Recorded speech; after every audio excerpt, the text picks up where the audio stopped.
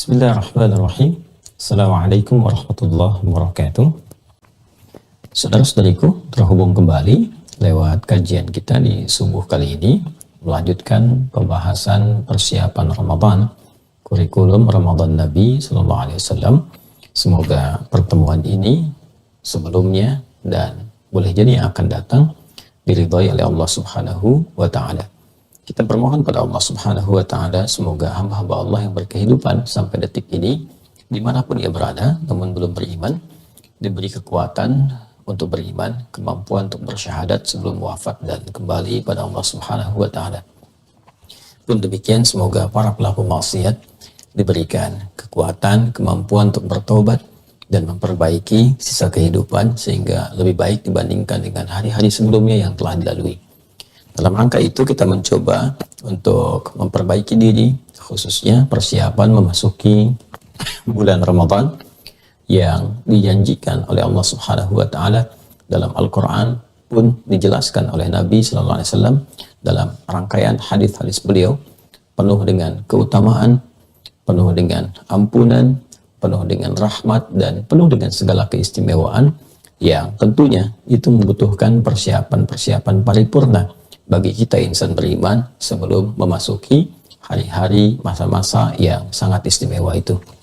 Karena itu kita mesti mengenal keistimewaan dimaksud dan menghadirkan motivasi dari pengenalan dimaksud untuk bisa menyiapkan diri kita sebaik mungkin dalam memasuki Ramadan, khususnya di tahun ini. Semoga Allah Subhanahu wa Ta'ala memberikan kita kekuatan untuk memahami apa yang kita kaji, sehingga apa yang kita pahami mampu meresap ke dalam jiwa dengan kuat dan membimbing kita dengan izin Allah untuk mengamalkannya di bulan Ramadan sesuai dengan tuntunan Rasulullah Sallallahu Alaihi Wasallam. Di pertemuan yang lalu kita telah menampilkan satu hadis dari sekian banyak hadis tentang keistimewaan bulan Ramadan, dan tentunya dari satu hadis saja ada beberapa bagian yang kita kaji. Pertemuan lalu kita telah sempurnakan satu bagian dari 3 bagian penting terkait dengan keutamaan bulan Ramadan. Kita kembali ke hadis Muslim, teman-teman sekalian. Di Kitabus Siyam, topik yang ke-13, yaitu tentang subtopik yang pertama, bab fadli syahr Ramadan, bab tentang keutamaan bulan Ramadan.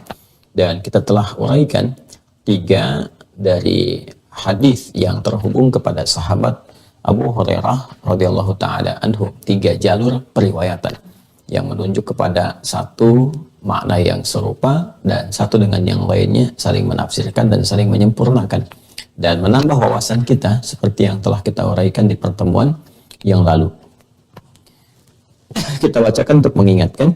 Qala al-Imam Muslim, haddatsana Yahya bin Ayyub wa Qutaibah wa Ibnu Hujr qalu haddatsana Ismail wa huwa Ibnu Ja'far an Abi Suhail an abihi an Abi Hurairah radhiyallahu ta'ala anhu anna Rasulullah sallallahu alaihi wasallam qala idza jaa Ramadan, dan jalur riwayat yang lain mengatakan idza kana Ramadan, serta jalur riwayat yang ketiga mengatakan idza dakhala Ramadan futihat abwabul jannah, dibuka kemudian pintu-pintu surga. Jika telah tiba Ramadan, datang Ramadan, dan kita berada di bulan Ramadan, dibukakan pintu-pintu surga. Di riwayat pelengkapnya, futihat abwabur rahmah, dibukakan pintu-pintu rahmat Allah Subhanahu wa Ta'ala, dan telah kita jelaskan ini semua. Wa ghuliqat abwabun nari, dan ditutup pintu-pintu neraka. Di riwayat yang selanjutnya, wa ghuliqat abwabu jahannam, disebut pula neraka langsung dengan nama Jahannam, ditutup pintu-pintu Jahannam. Wasfilatis syayatin, dan setan-setan dibelenggu. Riwayat lain wasulsilatis syayatin, dan para setan dibelenggu, diikat, dirantai. Baik, ini yang telah kita tunjukkan, kita bacakan secara riwayat sahih terhubung kepada Nabi Sallallahu Alaihi Wasallam dengan berbagai riwayat yang telah kita utarakan. Dan tentunya satu bagian telah kita lengkapi, kita sempurnakan pembahasannya di pertemuan yang lalu. Kita bahkan tampilkan judul spesifik tentang mengenal pintu-pintu surga. Kesimpulan cepatnya, di bulan Ramadan itu bila telah tiba, kita hadir di dalamnya. Ingat ya, ada ja'a, ada kana, ada dakhala. Oke? Datang kita ke Ramadan, Ramadan tiba, masuk kita ke dalamnya dan hadir di dalamnya. Jika telah berada di Ramadan itu, maka kesempatan sangat luar biasa. Nah, ada dua penafsiran kesimpulan di pertemuan yang lalu tentang futihat abwabu al-jannah atau futihat abwabu ar-rahmah. Kesimpulan pertama, dibukakan pintu surga itu, makna yang pertama betul-betul dibuka, sehingga memberikan harapan dan dorongan bagi insan beriman untuk termotivasi memasukinya. Betul-betul dibuka. Bahkan nanti ini pemahaman secara tekstual, ya. Tekstual ini didasarkan juga pada hadis-hadis Nabi Sallallahu Alaihi Wasallam. Ada satu yang belum saya bacakan, yaitu riwayat At-Tirmidzi. Ya, ini kitab ya, Sunan At-Tirmidzi. Kan kemarin saya konfirmasikan dengan riwayat Al-Imam Al-Bukhari, tapi ini saya kira ini penting untuk menguatkan versi yang pertama, pengertian tekstual. Di sini nanti kita temukan di nomor hadis 682 ya, kalau nggak keliru. Halaman kanan atas kalau nggak salah. Sudah. Kita lihat. Ya, betul. Nomor hadis 682. Ini ya. Ya, di 682 kitabnya ini. Nanti teman-teman yang terhubung di Mira, seperti biasa, admin akan mencoba untuk men-scan, kemudian mengupload. Teman-teman bisa download sehingga tahu apa yang kita bahas ya. Baik, di sini topiknya yang keenam, kitab Shaum an Rasulillah sallallahu alaihi wasallam, kitab tentang saum, tentang puasa berdasar petunjuk Rasulullah sallallahu alaihi wasallam. Ya kan? Subtopik yang pertama, bab majaa fi fadli syahri Ramadan. Bab yang menerangkan tentang keutamaan bulan Ramadan. Jadi ini senafas semua nih, di Al-Bukhari, kemudian di hadis Muslim, kemudian di At-Tirmidzi. Dan ini menariknya dan bersyukurnya kita kepada Allah Subhanahu wa taala, setiap generasi periwayat hadis kan itu generasi-generasi yang kadang ada yang sezaman, ada yang juga telah lebih dulu atau mendahului atau yang datang belakangan. Itu selalu mencoba untuk mengamati yang sebelumnya, lalu melengkapi baik dari segi metodologi ataupun juga kelengkapan hadis-hadis yang dimaksudkan. Ya, seperti Al-Imam Al-Bukhari dengan Al-Imam Muslim, ya. Al-Imam Al-Bukhari kan gurunya itu. Kemudian Al-Imam Muslim juga menghadirkan hadis-hadis dengan, nah ini yang paling menarik nih, sistematika yang ditampilkan oleh Al-Imam Al-Bukhari, tapi dibuat nanti lebih terukur. Jadi sebetulnya kalau kita mau ngaji nanti, kalau lebih terukur misalnya dari segi bab, urutan, kemudian juga penguatan satu hadis dengan yang lainnya, itu di hadis Muslim. Ya, coba kalau kita mau lihat kesandaran awalnya dengan tingkatan kekuatan, ya ke Al-Bukhari. Ya, karena itu nanti di tabaqah al-hadis, ya, urutan-urutan hadis itu yang pertama, mattafaqa alaihi al-Bukhari wal Muslim. Jadi, keduanya, urutan pertama, level pertama, yang disepakati Imam Al-Bukhari dan Imam Muslim. Nanti yang kedua, baru Imam Al-Bukhari, ya, kitab Sahih Al-Bukhari, ketiganya Sahih Muslim, baru yang lainnya setelah itu.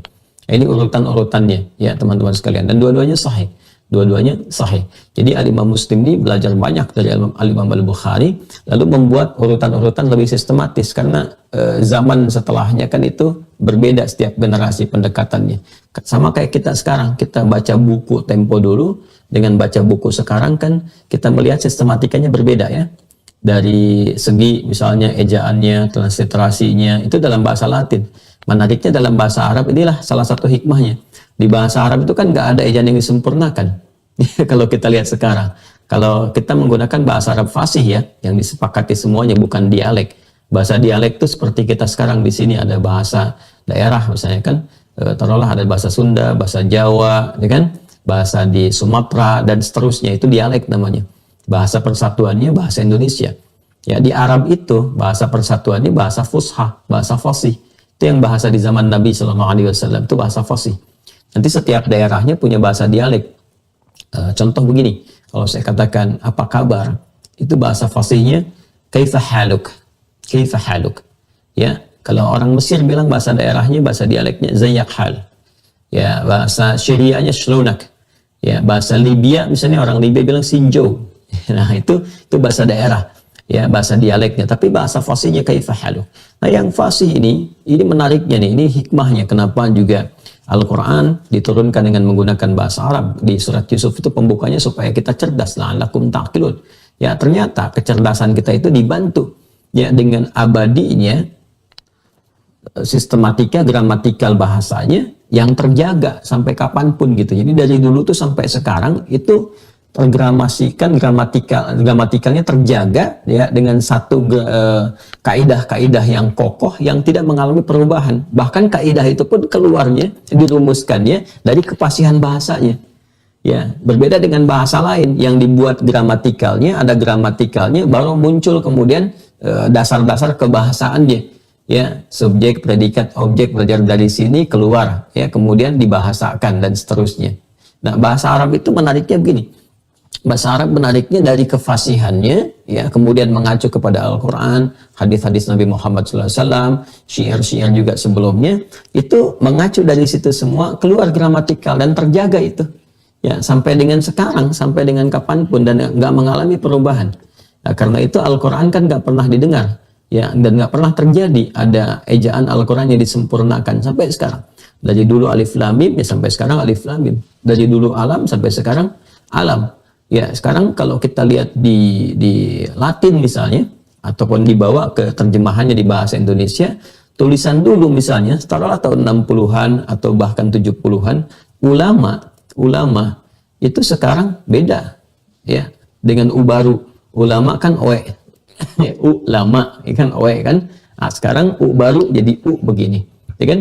Kemudian y dulu pakai j, sekarang y-nya sudah ada simbolnya sendiri. Ya kan, dulu pakai DJ, sekarang juga ada simbolnya sendiri. Nah, ini yang saya maksudkan, ada dalam setiap buku itu ada pedoman transliterasi, ya. Nah, karena itu menariknya bagi kita teman-teman sekalian, bahkan dalam hadis pun kalau kita menemukan ini saling menyempurnakan. Jadi menghadirkan kepada kita inspirasi untuk bagaimana membuat sistematika dalam penulisan.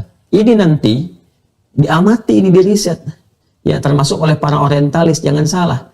Ya, kalau kita belajar perkembangan sejarah sejak kemajuan Islam dan umat Islam di Barat, khususnya di Spanyol, di Andalusia, itu kan meninggalkan banyak warisan pengetahuan. Nah, itu dibawa ke Barat. Jadi Barat itu sebetulnya pondasi pengetahuannya dan pengembangan setelahnya itu pijakannya pada warisan keilmuan dari khazanah keislaman. Ya, ini kalau mau digali akan ketemu ke situ. Bagaimanapun kita mau mencari, tetap rujukannya, sumbernya akan ketemu ke situ. Karena waktu maju di Spanyol itu, di Andalusia, itu banyak sekali yang belajar, ya, minta beasiswa, ada yang belajar ke situ. Ya, dari Italia kan itu di Iberia itu, ya, sebagian Portugal dengan Spanyol. Datang ke situ banyak kan, dari yang dari Italia, dari beberapa yang dari Venesia, dari segalanya. Belajar ke situ, ya. Dan nanti pulang-pulang dari situ ketika ada gejolak politik pada masa itu semakin menurun dan berubah kemudian kekuasaan, kepemimpinan, maka harta warisan tadi dari nilai-nilai pengetahuan diambil, diterjemahkan, dipelajari dan sebagainya. Nah, di antaranya nanti yang bergerak di bidang itu sampai sekarang tuh, sampai sekarang. Bahkan ada kampus-kampus khususnya. Nah, kalau mau nanti pelajaran khusus, saya ada satu kurikulumnya tersendiri tentang gerakan orientalis. Ya, gerakan orientalism. Jadi bagaimana nanti orang-orang yang fokus untuk meneliti itu hazanah warisan orang Islam itu disebut dengan orientalis namanya. Ya, misinya dua. Yang pertama adalah menemukan berbagai macam pengetahuan-pengetahuan yang bisa kemudian diambil dari situ, diterapkan dalam kehidupan mereka, direkomendasikan, ya, di pemerintahan A, pemerintahan B, negara A, negara B, itu mengutus para sarjana-sarjana mereka untuk belajar, ya, dari khazanah keislaman, di copy paste lalu dikembangkan, ya, dan itu untuk membangun negaranya. Sampai sekarang kalau kita mau jujur silahkan cek, ya, di Spanyol, bahkan di Leiden yang terdekat kita juga, itu mereka setiap bergerak ke setiap tempat baik melakukan ekspansi, ya, ekspansi dengan militer misalnya, kan kita bahasanya dijajah kan, ya, dulu Indonesia akan dijajah oleh Belanda, pernah Portugis dan sebagainya dan seterusnya. Ya, di Islam tidak ditemukan sifat-sifat seperti itu. Kalau mau jujur silahkan jujur, ya, objektif gitu, ya, objektif dengan pengetahuannya. Nah, itu setiap datang penjajah dengan gerakan 3G dulu dikenalnya kan, God, Glory, and Gospel, itu datang, itu salah di antara pasukannya itu selalu ada misionaris. Nah, itu nanti akan mengambil tuh nilai-nilai intelektual, selain datang mengambil harta benda, kalau ke kita rempah-rempah dan sebagainya, gitu kan, untuk meraih kemudian juga gerakan invasi tertentu, itu di antara mereka juga ada intelektualnya, Namanya orientalis itu yang mengambil hazanah pemikirannya, ya, karya intelektualnya. Makanya banyak kemudian karya intelektual kita, termasuk ulama-ulama kita itu ditemukannya di mana? Di Leiden, di Belanda. Dibawa itu. Jadi bukan hanya bawa rempah-rempahnya, karya intelektualnya pun dibawa. Nah, itu bagian yang pertama, teman-teman sekalian. Nanti itu satu. Yang kedua, para orientalis pun nanti belajar mengembangkan dari sistematika penyusunan karya tulis dari situ. Sampai nanti mengembang, ada banyak riset, termasuk di hadis itu ada Wensing gitu ya misalnya. Itu kitabnya besar tuh, meneliti hadis tuh. Meneliti hadis, indeks hadis tuh yang bikin dulu orientalis dari Belanda. Minta bantuan ke orang Arab dari Mesir untuk bisa mengetahui. Ya, kan awalnya nggak bisa bahasa Arab itu. Nanti ada yang riset di bidang Quran, riset di bidang hadis, kan riset dan sebagainya, beberapa riset di bidang yang lainnya. Nanti mereka mengambil manfaat juga memetakan sistematika. Sampai nanti footnote kan ditemukan di barat, tapi belajarnya dari mana? Belajarnya dari risetnya kitab-kitab orang Islam. Ya, ini harus disadari ya. Makanya banyak ngaji gitu, banyak ngaji, banyak belajar, ya itu disyukuri. Tapi kita nggak bisa menyalahkan. Kenapa? Karena belajar itu kan terbuka. Kalau orientalis mempelajari, meriset, ya nggak boleh kita salahkan. Mereka meriset kok. Ya, maka kita pun harus riset, baca lagi, pelajari lagi. Untuk apa? Mengkanter pada aspek yang kedua. Ya kan nggak salah kalau orang belajar terus mengembangkan di tempatnya, itu kan nggak salah. Ya, yang salah itu ketika apa? Ketika apa yang dikembangkan itu dimanipulasi isinya. Nah, jeleknya orientalis itu di situ. Ya, jadi ketika mampu dikembangkan, mereka tidak ingin pengembangan ini berada di tempat lain, khususnya kejayaan umat Islam lagi. Makanya kadang-kadang di beberapa karya mereka itu dikasih racunnya, diarahkan kepada kurikulum yang berbeda. Jadi begitu meriset Quran misalnya, dilihat, mereka nggak temukan kelemahannya, tapi dicoba untuk mencari celah-celah yang membuat umat Islam terkecoh. Dibikin isu-isu misalnya, A, B, C, dan sebagainya. Di hadis juga begitu. Makanya muncul produknya sekarang, itu cuma produk yang sekarang tuh. Ya Islam liberal, kan? Apalagi misalnya, sekulerisme, kemudian apa yang dikenal dengan sepilis, pluralisme, itu cuman produk-produk yang muncul sekarang. Kalau kita belajar pemikiran, kita tahu sumbernya dari mana. Ya. Jadi kalau Anda ingin kuat menangkal yang seperti itu, sampai dengan kita bisa tepikan itu semua, rajin baca. Minimal di bacaan sejarah, kita akan mengerti siapa yang bikin ini, siapa yang kemudian buat ini. Sampai kampus-kampus yang sekarang terkenal, yang saya kadang-kadang suka senyum gitu ya. Suka senyum sendiri gitu. Kenapa? Ada orang bangga gitu masuk di kampus-kampus tertentu yang sebetulnya itu produk orientalis. Produk orientalis. Ya, tapi memang nggak salah kalau belajar yang umum nggak ada masalah. Tapi yang unik tuh kalau belajar agama di situ itu besar kemungkinan pulangnya error gitu. Kenapa? Konsepsi yang dibuatnya bukan untuk penguatan, tapi untuk keraguan. Makanya kalau ada yang belajar keislaman ya, studi Islam yang saya maksudkan, bukan belajar yang ilmu-ilmu yang lainnya. Sorbonne misalnya kan di Paris, di Prancis, di Prancis misalnya. Kemudian ada McGill di Kanada. Lalu sekarang dibikin lagi juga Harvard juga demikian, punya Oxford juga punya. Itu punya divisi orientalisnya.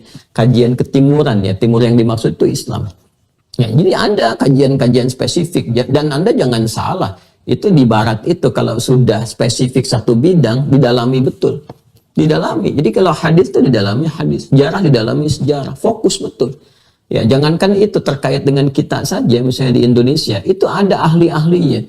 Ya ahli-ahli misalnya untuk Sunda itu ada betul ahlinya, untuk Aceh ada, Melayu ada, dan sampai detil betul dipelajari.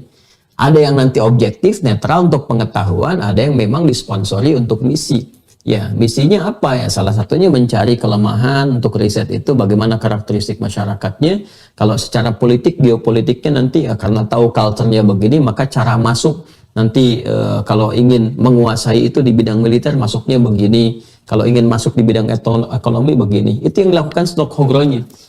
Ya, Stockholm-nya itu orientalis, tapi jangan salah. Itu belajarnya sampai direkomendasikan pergi ke Mekah dengan menyamar supaya mempelajari karakteristik orang-orang Islam, khususnya orang Aceh yang berbaur pada saat itu. Baca, makanya baca gitu. Jadi kita mengerti ya. Nah, apa hubungan dengan hadis? Nah, hadisnya balik ke sini. Jadi kita supaya nggak terlalu jauh ini untuk pengetahuan ya. Kadang-kadang kita kalau berselancar dalam sejarah itu, masya Allah gitu, kita bisa temukan bahwa dunia ini konsepsinya ya. Kalau dibuat oleh manusia berulang begitu saja sampai dengan sekarang pun. Jadi kita bisa petakan ya hanya meregenerasi kembali ya apa yang terjadi di masa lalu. Dan karena itu orang-orang bilang sejarah berulang. Itu sebenarnya kalimat-kalimat fitrah yang keluar di lisan manusia yang Al-Quran sudah tegaskan, wa tilkal ayyamu nudawiluha bainan nas. Dan hari-hari yang telah berlalu itu terkadang itu kan itu akan berputar kembali di masa lalu kalau genealoginya tersambung dengan rasa-rasa yang sama. Itu kalau di riset bagus banget tuh. Coba pernah nggak meriset siapa yang tersambung genealoginya ke Fir'aun? Itu kan mewarisi pemikirannya gitu. Ke Korun ada nggak? Terus itu cara berpikirnya akan serupa dan seterusnya. Dan bagaimana mengatasinya? Al-Quran sudah ada nih. Ini versus ini solusinya begini. Dah jangan terlalu jauh ya. Balik ke sini dulu. Yang ingin saya katakan adalah baik di Sahih Al-Bukhari, Sahih Muslim. Nah ini sekarang di At-Tirmidzi untuk memberikan penguatan pada penafsiran yang pertama. Ya. Baik, mari kita lihat teman-teman sekalian. Bab maja'a fi fadli syahr Ramadan. Bab subtopik ya yang terkait dengan keutamaan bulan Ramadan. Hadis nomor 682. Qala al-Imam At-Tirmidzi haddatsana Abu Quraib Muhammad ibn al-Ala ibn Quraib haddatsana Abu Bakar bin Ibn Ayyash al-A'mash an Abi Salih an Abi Hurairah. Ya, nah ini tuh kan tersambung di satu figur yang sama kan? Abu Hurairah radhiyallahu taala anhu. Qala, beliau menyampaikan, qala Rasulullah sallallahu alaihi wasallam, Rasulullah sallallahu alaihi wasallam pernah bersabda, "Idza kana awwalu lailatin min syahri Ramadan." Nah, ini dia. Ini yang saya maksudkan saling melengkapi satu dengan yang lainnya, gitu kan? Saling melengkapi. Jadi kalau kita temukan di referensi hadis Muslim di Al-Bukhari, "Idza jaa Ramadan, idza kana Ramadan, idza dakhala Ramadan." Jadi Ramadan disebutkan secara umum. Ya, jika masuk kemudian Ramadan. Jadi mulai dari kita memasuki Ramadan. Kapan sih masuk Ramadan itu? Kan kita sudah bahas sebelumnya kan? Masuk Ramadan itu kan berpindah kan? Dari mulai maghrib pindah waktu, berarti yang pertama kita masuki malamnya dulu kan? Karena itu di kajian-kajian terdahulu kita katakan ibadah Ramadan itu satu paket. Paket, malam dan siangnya. Nah awal masuknya itu malamnya dulu. Nanti puasanya baru setelah ke fajar baru puasa sampai dengan maghrib. Tapi paket yang kita masuki pertama paket malamnya. Di malam itu ada apa? Sampai kita dulu berdoa kan? Diajarkan doanya. Ya Allahumma innaka afuwun karim tuhibbul afwa fa'fu anni. Itu kan yang pernah kita bahas. Ada apa di malam harinya itu? Nah ini keutamaan terkait dengan apa yang kita bahas. Pintu surga dibuka. Ketika dibukakan rahmat Allah dihadirkan. Kan surga itu rahmat. Jannah itu rahmat. Rahmat Allah dibentangkan. Di situ kita memohon rahmatnya. Yaitu ampunan Allah subhanahu wa ta'ala. Satu di antara tiga makna. Rahmat kan ampunan. Seperti yang saya bahas di pertemuan lalu. Nah, idza kana awwalu lailatin min syahri Ramadan. Ini dia, teman-teman sekalian. Jadi hadis riwayat At-Tirmidzi merinci malamnya. Kalau di Al-Bukhari di hadis Muslim itu menyebutkan Ramadan masuk, dirinci masuknya kapan. Ibadah awalnya kapan. Ini awal pertama, malam pertama nih. Malam pertama kita dengan Ramadan. Apabila tiba malam pertama di bulan Ramadan, sufidatis syayatin wa maradatul jinni, ya para setan dan jin-jin yang nakal itu, ya maradah itu yang menyimpang, ya kan, yang kadang-kadang iseng dan sebagainya. Itu kalau Anda lewat misalnya apa namanya tempat-tempat tertentu, ya baik di hutan misalnya, kadang-kadang ada perasaan was-was ketika mau masuk ke kuburan dan sebagainya, ya kan. Nah itu ada jin-jin yang maradah tuh yang menyimpang, kadang-kadang iseng, kan? Ya sebetulnya dia nggak menampakkan diri. Jadi kalau ada yang melihat jin, ya itu sebetulnya dia sudah terhubung dengan jin itu, karena jin itu tidak menampakkan diri, nggak terlihat wujud aslinya, Ya kalau kita melihat nanti ke hal-hal yang terkait dengan jin itu, dia masuknya kadang dalam bentuk binatang, wujud binatang, atau kadang gerakan-gerakan tertentu, tapi dia nggak menampakkan diri. Jadi kalau ada yang bisa ngelihat jin dengan wujudnya, itu patut diduga dia sudah berinteraksi dengan jin. Ya, karena dimasuki jin bisa melihat jin yang lainnya. Nah, itu sudah mafhum dalam fikih Islam, itu diketahui. Itu maradatul jin yang suka kadang mengganggu, iseng. Ya, tapi kalau ngajak maksiat itu setan. Kalau sudah ngajak maksiat, setan. Ya, tapi kalau sudah misalnya taruhlah Anda ada gangguan dan sebagainya, kadang-kadang itu kan gimana keadaan iman kita juga. Kalau iman kitanya kuat, bagus, ya mereka menjauh, ada cahaya yang mereka pun silau ya dari nilai aura-aura ibadah dan sebagainya. Tapi kalau kadang-kadang tertentu misalnya kitanya udah was-was masuk ke tempat gelap sudah was-was tertentu, tiba-tiba benda bergerak itu dan seterusnya, atau ada kadang suara ini itu misalnya, nah itu maradatul jin. Ya, jin yang maradah tuh bisa ngeyel ya, iseng, atau juga kadang-kadang muncul sifat-sifat tidak baiknya. Tapi kalau sudah menggoda kepada kemaksiatan, itu syayatin namanya, syaitan. Ya minal jinnati wan nas, itu sifat yang bisa melekat kepada makhluk apapun yang menjauhkan dari Allah Subhanahu wa taala. Sufidati syayatin wa maradatul jinni. Ya, jin-jin yang nakal dengan para setan itu dibelenggu. Ya, wa ghulqat abwabu an-nari. Kemudian ditutup pintu-pintu neraka. Falam yuftah minha babun, dan tidak dibukakan satupun dari pintu neraka itu. Wa futtihat abwabul jannah. Nah ini yang akan kita tegaskan dari versi yang pertama. Wa futtihat abwabul jannati, dan dibukakan pintu-pintu surga. Falam yughlaq minha babun, dan tidak ditutup satupun dari pintu surga itu. Jadi pintu neraka ditutup, nggak dibuka satupun. Pintu surga dibuka, nggak ditutup satupun. Ini pemaknaan tekstual. Jadi yang kita bahas kemarin, pintu surga dibuka, di At-Tirmidzi itu ditafsirkan secara tekstual, betul-betul dibuka, nggak ditutup satupun. Kemudian wa yunadi munadin ya baghiyal khairi aqbil wa ya baghiyal syarri aqsir. Maka dari setiap kemudian pintu-pintu surga itu ada penyeru, wahai orang yang berkehendak mengerjakan kebaikan, cepat kerjakan. Ya. Kemudian dan orang-orang yang berniat berbuat buruk, jaga itu, jangan lakukan, tahan itu, kan? Nah, karena itu dari hadis tekstual ini ada yang memaknai dengan itulah sebabnya kita bisa mendapatkan motivasi sejak malam pertama Ramadan. Ya, kenapa? Karena secara tekstual dimaknai pintu surga betul-betul dibuka dengan izin Allah Subhanahu wa taala, nerakanya kemudian ditutup, dan dari situ ada penyeru untuk memotivasi kepada kebaikan. Ya baghiyal khairi aqbil, hei orang yang sedang ingin berbuat baik, cepat kerjakan. Wa ya baghiyal syarri aqsir, hei orang yang ingin berbuat buruk, tahan, jangan lakukan. Ini yang menjadikan malam pertama Ramadan, kan ini hadisnya, idza kana awwalu lailatin min syahr Ramadan, jika malam pertama Ramadan tiba. Ini yang menjadikan malam pertama Ramadan semua tergerak pada kebaikan. Ya, bahkan yang jarang ke masjid, pelaku keburukan, kejahatan pun bisa menahan dulu gitu kan. Itu fitrahnya, karena ada penyeru yang seruan ini bukan didengar telinga, tapi meresap ke dalam jiwa kita, menggerakkan fitrah kita gitu. Ini yang dimaksudkan. Jadi ini pengertian tekstualnya yang dikuatkan oleh hadis riwayat At-Tirmidzi rahimahullah, walillahi utaqa'u minan nari wa dzalika kulla lailatin. Dan Allah Subhanahu wa taala menyediakan kesempatan untuk membebaskan orang-orang yang jahat, yang buruk, pelaku kriminal ya dari ancaman-ancaman neraka. Dan itu berlangsung setiap malam. Jadi setiap malam itu yang kita maksudkan. Ya Allah bentangkan kemuliaan-kemuliaan, diberikan kesempatan-kesempatan untuk mohon ampunan. Karena itu setiap malam kita diajarkan oleh Nabi sallallahu alaihi wasallam untuk berdoa. Ya Allahumma innaka afuwwun karim tuhibbul afwa fa'fu anni. Ini keterkaitan, semua terkorelasi hadis-hadis itu. Ya, setiap babnya itu nyambung, melengkapi. Nah, ini pengertian tekstualnya. Yang kontekstualnya dikaitkan dengan amalnya. Ya, mengambil kata wa ya baghiyal khairi aqbil. Para pelaku kebaikan, cepat kerjakan. Jadi mengorelasikan pintu surga itu dibuka seperti yang telah kami jelaskan kemarin dengan amalan-amalan, ya pintunya lewat amal itu. Seakan-akan kalau pengen masuk surga, ya cepat masuknya lewat pintu amalan-amalan ini. Ada pintu sedekah, pintu sholat, pintu puasa, pintu zakat, pintu tahajud. Maka di Ramadan semua dibuka. Itu yang dimaksudkan. Jadi dibukalah semua pintu-pintu surga melalui pintu amalan itu, dan diberikan kita motivasi kuat untuk mengerjakannya.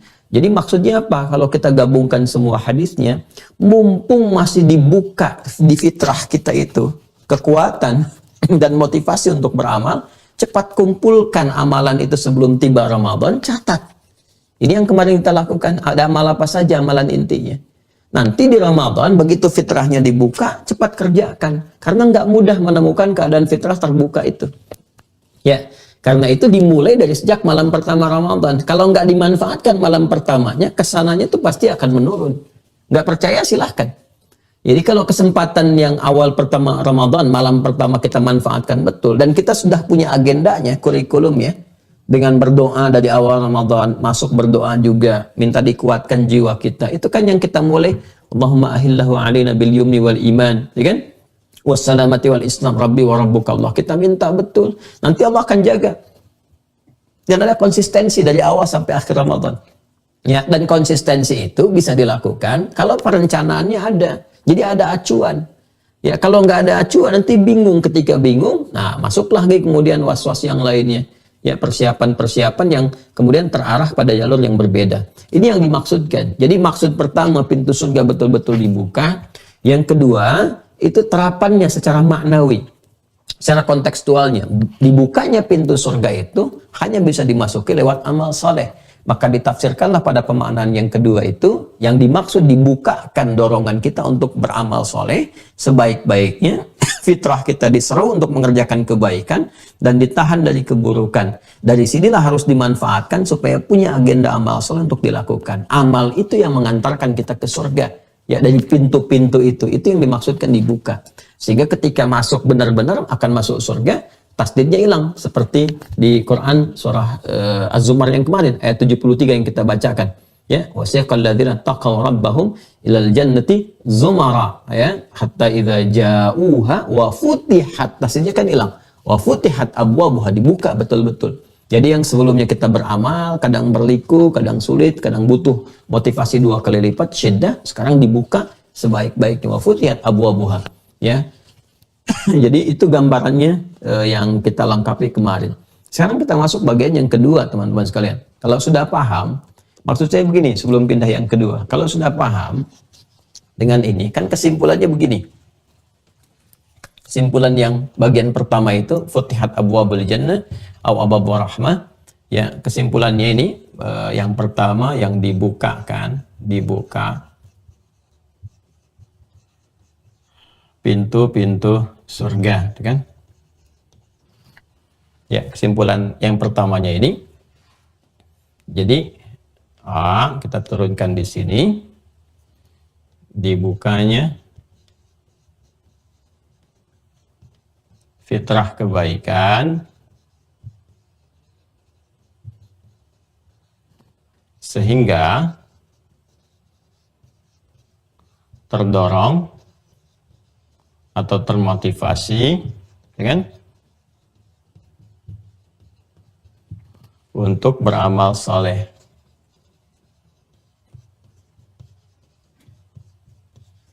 Ya, ini gambaran yang pertama ya teman-teman sekalian ya. Nanti dalil untuk yang ini tuh ada di hadis riwayat At-Tirmidzi, nomor hadis 682. Ya, rawinya sahabat Abu Hurairah. Kan? Subtopik tentang keutamaan Ramadan. Keutamaan bulan Ramadan. Oke. Ini gambarannya. Kemudian yang kedua, B-nya, ya kan? Dibukanya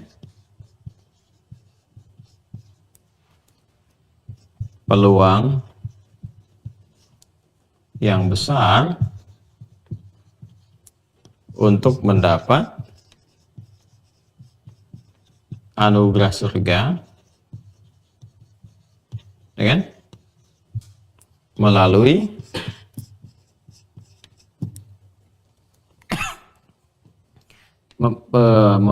amal soleh, yang banyak dilakukan. Nah, jadi setelah ini bagian pertamanya ada motivasi, ya kan? Nah, bagian keduanya ini yang kita bahas cukup panjang di edisi kemarin. Ya, yang dimaksud pintu-pintu surga itu yaitu peluang-peluang beramal soleh. Memang pintu surga itu ya amal soleh, lewat amal itu. Yang dengan itu semua kita bisa berpeluang untuk mendapatkan ya rahmat Allah Subhanahu wa taala itu berupa anugerah surga. Jadi memang pintu surganya dibuka, masuknya lewat mana? Lewat amal. Maka Ramadan itu ya kita harus bisa termotivasi kuat bagian yang pertamanya untuk bisa memperbanyak amal saleh. Ya, turunkan. Karena itu bagian ketiganya, kesimpulan cepatnya, sebelum memasuki Ramadan, maka setiap insan beriman, kan? Setiap insan beriman, ya ayyuhalladzina amanu, kan? Kan? Ya, seyogianya, ya.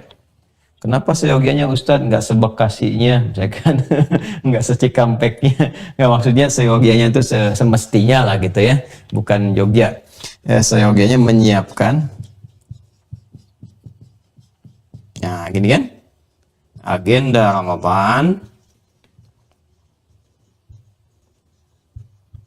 berupa amal saleh yang mengacu, ya kan, pada kurikulum nabawi, kurikulum Nabi Sallallahu Alaihi Wasallam, kurikulum nabawi. Nah, ini ya teman-teman sekalian ya, ini nggak dihapus kok, insya Allah ya, nggak dihapus, bisa diulang kembali, dilihat. Jadi sekarang kan teknologinya bagus, walaupun dihapus kan bisa dilihat video sebelumnya, Anda tinggal dengarkan keterangannya, Anda bisa simak ulang. Jadi kalau kita bahas bagian pertama secara singkatnya, mumpung masih Syaban sekarang, apa yang sudah kita pelajari, dibuat tabel, ya, tabel kurikulum nabawi. Apa nih amal soleh yang akan dikerjakan nanti, yang mampu kita lakukan sesuai dengan batas kemampuan kita. Dan sudah dituangkan kan di buku yang kami tuliskan di Makna Ayat Puasa. Ya, saya lihat masih ada itu satu lagi tuh kemarin tuh, ya, nyangkut mungkin itu ya di Wah Corner itu. Nah, jadi silahkan teman-teman bisa kreasikan ke sini, ya, kreasikan ke sini. Jadi implementasi dari pembahasan yang ini kalau bagi Santri Merah wajib ya, baik yang terhubung, apalagi itu yang terhubung sudah aktifkan akun, ataupun yang dari YouTube. Kalau kita ingin berkualitas, ya, Ramadannya wajib setelah pembahasan ini bikin tuh agenda kurikulum nabinya apa aja, disiapkan dari sekarang supaya nanti begitu masuk ke Ramadan bisa konsisten diikuti. Nah, kalau ini sudah kita kenal dengan baik, maka mulai masuk pada bagian kedua. Wa ghulliqat abwabun nar. Ya, ditutupnya pintu neraka. Ini bagian 2-nya. Ditutup pintu neraka. Redaksi di hadisnya itu ada 2. Ya, wa ghulliqat pakai tasdid, abwab an-nar, dan juga wa ghulliqat, redaksi yang kedua awalnya serupa, wa ghulliqat abwab jahannam. Ya, ya. Jadi yang pertama wa ghulliqat abwabun nar, pintu-pintu neraka ditutup, ini narnya yang disebutkan. Kemudian yang kedua, spesifik namanya, ya, wa ghulliqat abwabu jahannam, dan pintu-pintu jahanam itu ditutup. Baik, ada setidaknya teman-teman sekalian di sini 2 pembahasan yang harus kita kaji. Seperti halnya kita membahas yang ini pula, bagian yang futtihat abwabul jannah. Ya, pembahasan pertama terkait ini adalah terkait pemaknaannya. Apa yang dimaksud pintu-pintu neraka itu ditutup, ya? Yang kedua, ini bagian pertama, bagian keduanya, bagaimana memahami tentang pintu-pintu neraka, hakikat pintu-pintu neraka. Ya, hakikat pintu-pintu neraka. Tentu yang kita maksudkan dengan hakikat di sini adalah pendekatan pengetahuannya, informasi yang kita dapatkan. Sedangkan realnya, hakul yakinnya saat nanti kita tidak ingin menyaksikan ya, tapi nanti kan ada orang-orang penduduk neraka itu ingin mendatangi penghuni surga untuk meminta, ya, untuk mereka meminta bagian dari cahaya di surat Al-Hadid itu, ya. Ya, kemudian dibikin sekat, ya, Allah memberikan sekat, wa duriba bainahum bisurin lahu bab ya batinuhu fihi rahmah wa zahiruhu min qibalihil adzab, ya. Jadi ada sekarang kita ilmal yakin dulu prosesnya. Ilmal yakin dari informasi yang disampaikan di Al-Quran, hadis-hadis Nabi SAW. Nanti ketika dalam proses hisab ada orang yang dimasukkan, diseret ubun-ubunnya dan sebagainya. Itu ainal yakin. Ya, bagi orang yang masuk ke situ hakul yakin. Hakul yakin. Jadi nanti kalau kita dari hakikat ini ingin mengetahui sepenuhnya saat kembali kepada Allah, ya, dengan melihat, menyaksikan dan sebagainya, dan kita di situ banyak bersyukur kepada Allah karena dibebaskan dari itu semua. Karena banyak berdoa di dunia itu. Ya Rabbana atina fid dunya hasanah wa fil akhirati hasanah wa qina adzabannar. Ya, wa qina adzabannar. Kita minta betul, kita pelajari supaya dijauhkan dari ancaman-ancaman itu semua. Ya, dan seterusnya. Jadi begitu nanti di sini turunannya ilmul yakin, kemudian ainul yakin, hakul yakin. Ya, kita belajar dengan ilmul yakin, ya, ilmu yang kita yakini, yang betul-betul originalitasnya terhubung pada sumber yang paling kuat dan hak kebenarannya. Kemudian ainul yakin, melihat, menyaksikan saat kembali ke akhirat orang-orang terjebak di dalamnya. Ya, dan hakul yakinnya mereka yang mengalami. Ya, karena hakul itu harus mengalami betul ke situ. Kalau kita inginnya kan hakul yakinnya di sini, di surganya, dengan izin Allah Subhanahu wa ta'ala. Ini tinjauan kita ya, dan keyakinan kita. Wajib yakin, insan beriman wajib yakin dengan keimanannya. Ya, perkara orang lain punya pandangan berbeda, ya kita menghormati apa yang diyakini oleh orang lain. Pada akhirnya ketika kembali kan akan terbukti kebenarannya. Ya, sekarang kan kita berikhtiar saja. Berikhtiar. Ya. Ini ya teman-teman sekalian, hakikat pintu neraka ini bagian pembahasan yang keduanya. Kita mulai dari sini dulu pemaknaannya. Apa yang dimaksud ghulliqat abwabu an-nari atau ghulliqat abwabu jahannam, seperti kita uraikan di pertemuan yang lalu, wa futihat abwabu al-jannah atau abwabu ar-rahmah. Nah, ini tidak jauh berbeda pemaknaannya dengan yang pertama itu. Kalau di sana futihat, di sini ghulliqat. Tasdid yang melekat pada kata ghulliqa ini, saya besarkan tulisannya begini, ghulliqat, membentuk bentuk pasif ya, dari ghallaqa yughalliqu, ini bentuk pasifnya ghulliqa. Ya. Karena ini muannas majazi nanti, dan ini pun kemudian juga sudah jama', wa kullu jam'in muannatsin, itu dalam kaidah nahwunya, setiap jama' maka diikuti dengan muannas. Wa ghulliqat, ada tasdid di sini. Nah, tasdid ini bisa dimaknai dengan dua hal, dengan pendekatan ilmu sharaf atau ilmu balaghah. Kalau kita ingin lakukan dengan pendekatan ilmu sharaf, maka formulasi atau wazan dalam ilmu sharaf itu yang bertasdid seperti ini, itu dipahami dengan sesuatu yang tadriji, berproses secara bertahap, sifatnya bertahap, ya, atau pemberian secara terukur, ya. Jadi bisa secara bertahap atau terjadinya sesuatu atau pemberian sesuatu secara terukur. Ya, kalau kita lihat misalnya yang dimaksudkan demikian, contoh ketika wahyu diturunkan, Al-Quran diturunkan kepada Nabi Muhammad SAW, langsung menerima. Nah, itu di Quran diksinya menggunakan tasydid. Kepada Nabi Isa, Nabi Musa yang sebelum Nabi Muhammad SAW itu tidak pakai tasydid, pakai hamzah. Ya, diturunkannya pakai anzala, anzala yunzilu. Pada Nabi Muhammad ketika diterima, nazzala yunazzilu. Ya. Ini ingat yang saya katakan kepada Nabi Muhammad, bukan turun dari Lauh Mahfud ke Baitul Izzah. Kalau itu nanti sekaligus ke Nabi Muhammadnya secara bertahap. Ya, kalau kita lihat di Quran surah ketiga Ali Imran, misal padanan ini ya untuk menerangkan ini. Ya, untuk menerangkan ini pakai dalil Al-Quran, Quran surah 3 misalnya, ayat ketiga. Ya.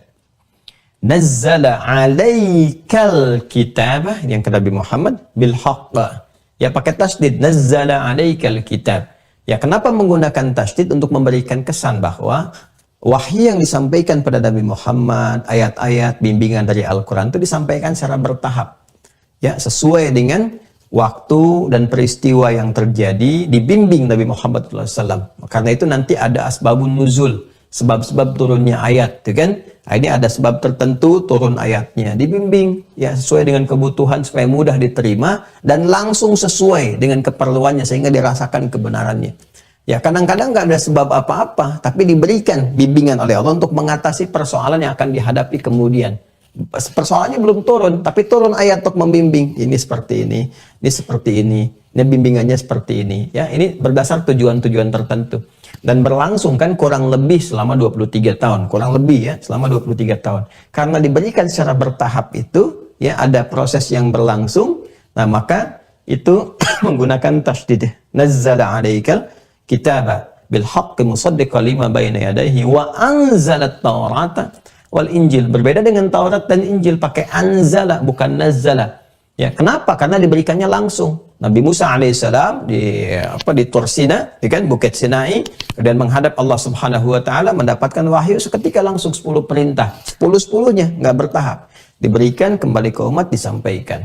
Nabi Isa alaihissalam, Yesus Mesias, dapat Injil, Allah berikan kemudian wahyu kepada beliau, ini pedoman untuk umatmu sekaligus semuanya. Ya, ada tuntunan disampaikan kepada umatnya. Nah, ini perbedaannya antara pakai tasdid dengan tidak pakai tasdid. Ada sesuatu yang bertahap. Ya. Terus yang kedua, misalnya tadi saya sampaikan pemberian sesuatu, ya, pemberian sesuatu yang terukur sifatnya sesuai dengan keperluan, ya. Seperti misalnya tentang cuaca, spesifik hujan misalnya. Ya, kalau kita lihat kan kalau ada hujan, nggak semua rata sedunia hujan, ya, tenggelam dunia. Ya kan?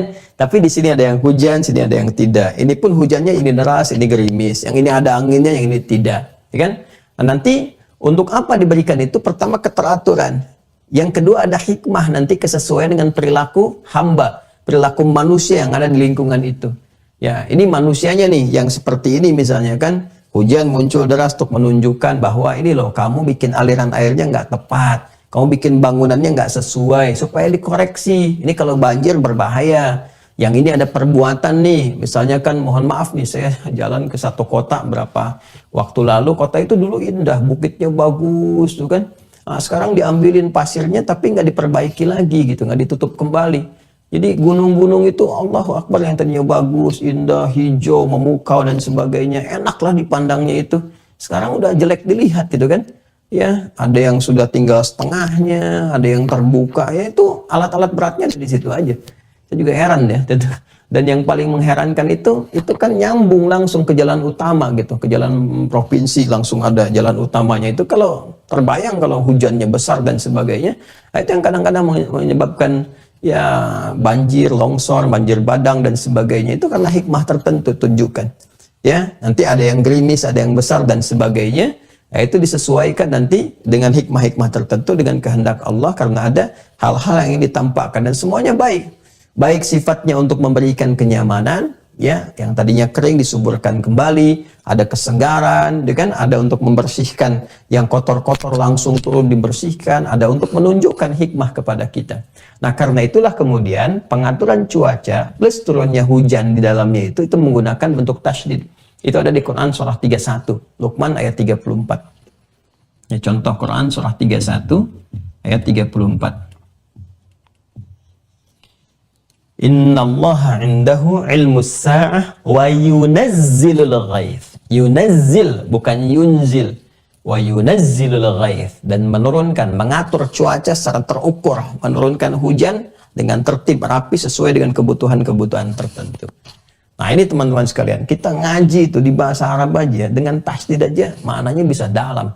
Apalagi kalau itu terkait dengan firman Allah di Al-Qur'an. Itu kalau kita belajar turunan ilmunya dan membaca Al-Quran, tidak ada kata lain selain Tabaraka Rahman fabi ayyi ala'i rabbikum tukadziban. Masya Allah. Jadi semua, bukan hanya ayatnya, ayat itu satu ayat lengkap, bukan hanya kalimatnya, lafadznya, hurufnya. Ya, ini kalau kita ngaji ilmu ma'ani aja dengan pendekatan balaghah, itu hurufnya itu luar biasa. Setiap hurufnya itu ada makna, ya. Kan ada harful mabna, harful makna. Itu di Al-Quran itu harful makna semua tuh, semua huruf punya arti. Ya. Nah, ini yang kedua, pendekatan balaghah. Pendekatan ilmu balaghah. Jadi kalau yang pertama ini menunjuk kepada sesuatu yang bertahap. Ya. Kalau di ilmu balaghah, sesuatu menggunakan tasydid itu bentuknya superlatif, sighah mubalaghah. Sesuatu yang besar, agung, ya, melahirkan ketakjuban, banyak dan sebagainya. Ya. Nah, ini menariknya baik dibukanya pintu surga ataupun ditutupnya pintu neraka itu menggunakan formulasi yang serupa pakai tasydid. Ini futtihat yang di sini, futtihat. Yang ini ghulliqat, ada tasydidnya. Ya. Bagaimana memahami dengan dua pendekatan ini? Ya. Ada para ulama yang memahami dengan pendekatan ini, ya, saraf, ada yang memahami dengan pendekatan formulasi balaghah bentuk superlatif.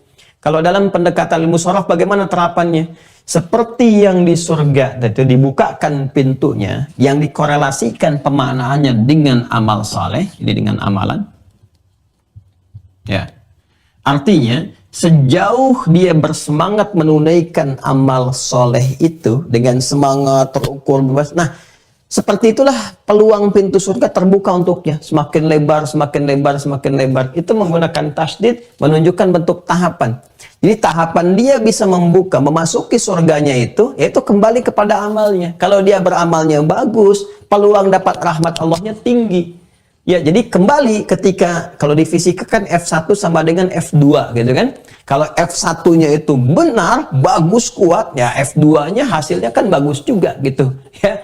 Nah, tapi kan hukum fisika juga di bab gaya, F berbanding lurus dengan P. Gaya berbanding lurus dengan tekanan. Selalu ada hambatan kan untuk menguji kesungguhan kita. Nyambung lah kalau kita mau kaitkan.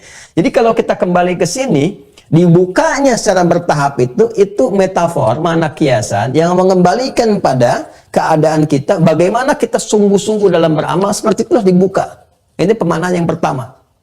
Ya, pemaknaan yang pertama. Jadi secara kontekstual. Sama persis dengan ditutupnya pintu neraka.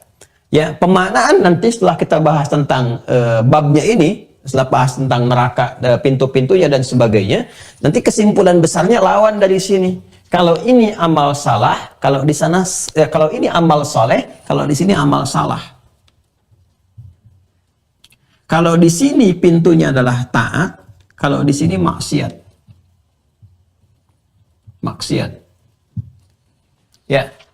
Ah, jadi kalau yang di sini sepanjang orang mengerjakan amal soleh sebaik-baiknya, ya, sesemangat-semangatnya, seperti itulah terbuka kemudian pintu surga itu.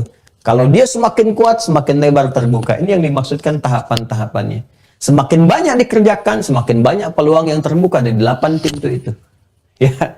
Kalau yang ini, semakin jauh meninggalkan maksiat, semakin ditutup maksiat dalam kehidupan. Ketika puasa, berlatih meninggalkan maksiat. Seperti itu pula ditutup pintu neraka. Jadi pintunya ada pada maksiat. Kalau kita ingin menutup pintu itu dengan rapat, jauhi maksiat, tinggalkan maksiat. Ini pemaknaan yang pertama. Jelas ya? Jadi seperti ini mengerjakan amal soleh, yang ini meninggalkan amal salah. Yang ini meningkatkan taat, yang ini kemudian meredam maksiat. Jadi sepanjang kita kuat menutup pintu maksiat, seperti itu pula pintu neraka ditutup. Karena pintu neraka itu pintunya lewat maksiat. Syirik, maksiat. Ya, pembunuhan, maksiat. Korupsi, maksiat. Penipuan. Zina, maksiat. Jadi kalau kita menghindari zina, wala taqrabu zina, jangan dekati zina, kita jauhi. Jangan dekati. Nah, itu kita sedang nutup pintu neraka tuh. Ya. Nah, jangan membunuh, kita jauhi. Jangan lakukan. Jangan mencuri, jangan korupsi, jauhi. Ya kan? Jangan syirik. Inna syirka la zulmun azim. Jauhi syirik. Sepanjang kita kuat menutup itu semua, maka amal kita yang menjauhi yang salah itu, itulah yang menjadikan kita tertutup dari peluang-peluang pintu neraka. Ini pemaknaan yang pertama secara kontekstual. Jelas ya? Jadi sepadan dengan yang ini. Yang kedua, ya, balaghah. Superlatif. Memang ditutup setutup-tutupnya. Ini yang pemaknaan tadi secara tekstual di At-Tirmidzi tadi, teman-teman sekalian. Ya.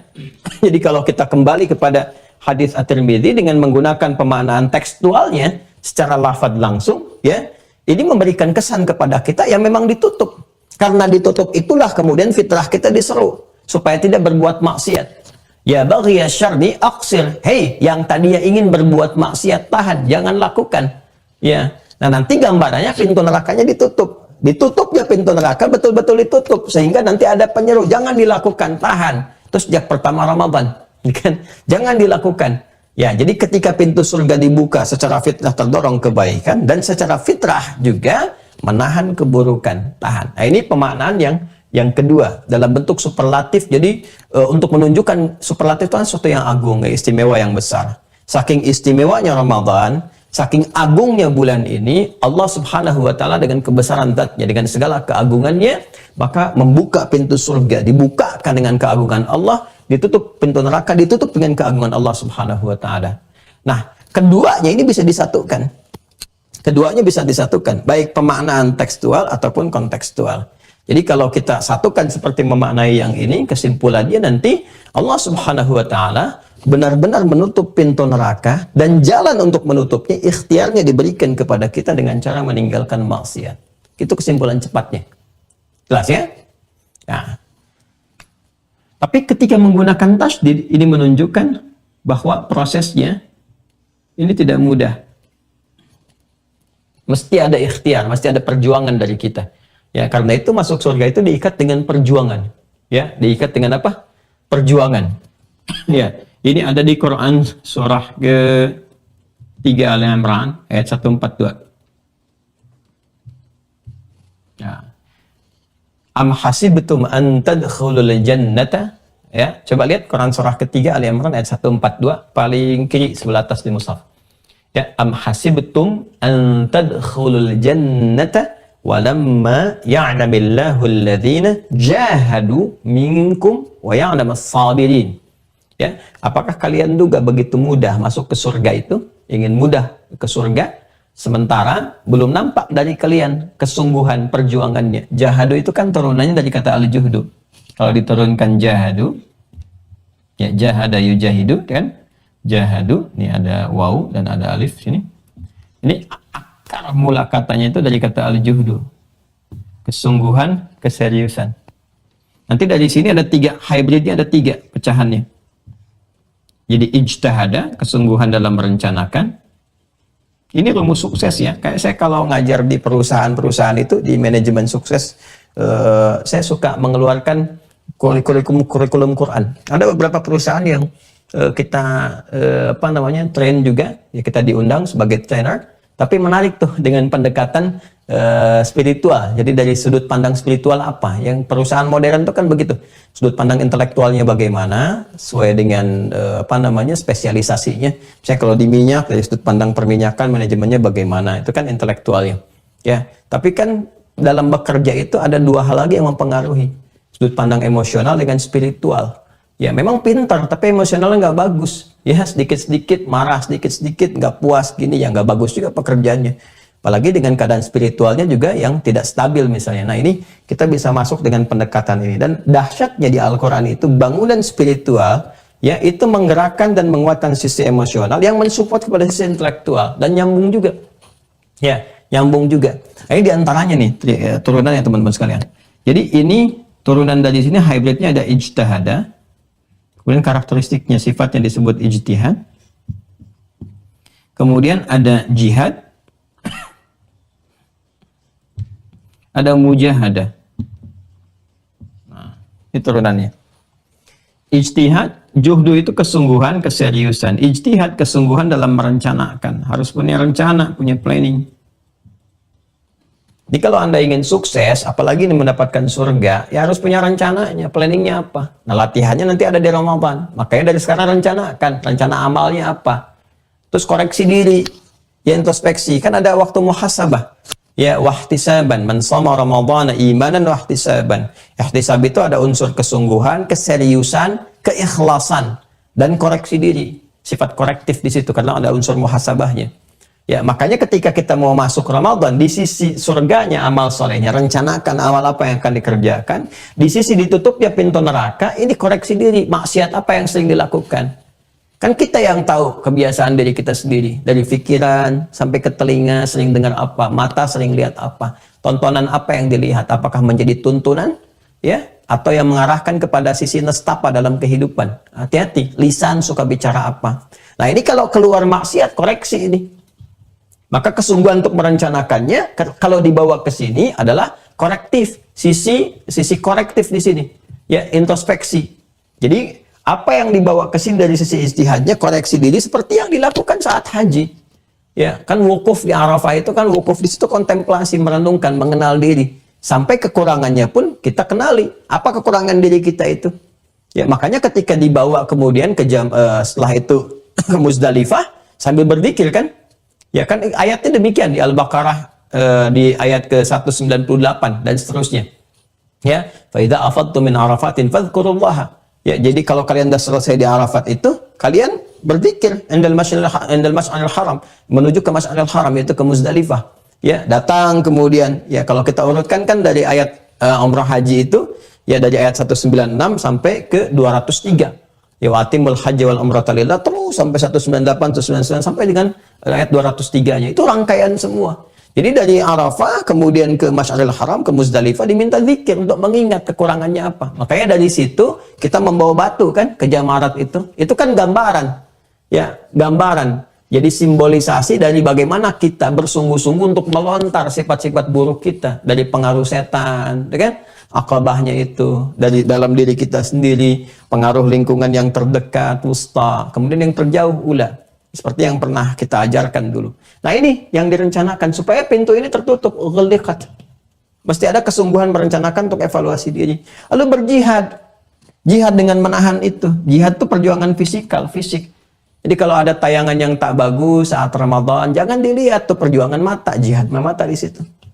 Ya, saat sahur, orang sahur istighfar kok. Sahur tuh disuruh istighfar. Kok bisa tayangan TV-nya tayangan maksiat? Tayangan mencela orang, kata-kata kotor. Anda tuh lagi istighfar, kenapa bikin tayangan yang buruk? Ya, dan ditonton lagi. Nah, ini bermasalah tuh. Jadi kita berikan dua nasihat langsung. Ya, ini juga kita berikan gambaran. Kadang-kadang kan kalau produser misalnya di program tertentu di TV itu karena belum tahu ilmunya, taunya rating aja. Rating tuh. Patokannya rating. Sehingga kadang-kadang nggak mikir dosa. Ya harusnya dilihat tuh rating dosanya berapa tuh. Rating dosanya tuh. Ya kalau dia insan beriman harus memahami ini. Jangan cuma ngejar dunia, meninggal. Bisa jadi dia begitu bagus, terus mau gajian meninggal tuh. Ya, jadi dunianya nggak dapat, dosanya dibawa tuh. Bisa begitu, hati-hati. Ya, karena itu kalau nanti saat Ramadan ada yang belum paham, terus menampilkan karakteristik yang buruk, waktunya istighfar, waktu sahar, ini tayangan buruk, maka berjuang, jangan tonton, matikan TV-nya. Istighfar, buka tayangan lain yang lebih bermanfaat. Ya, buka Delight of Show waktu sahur.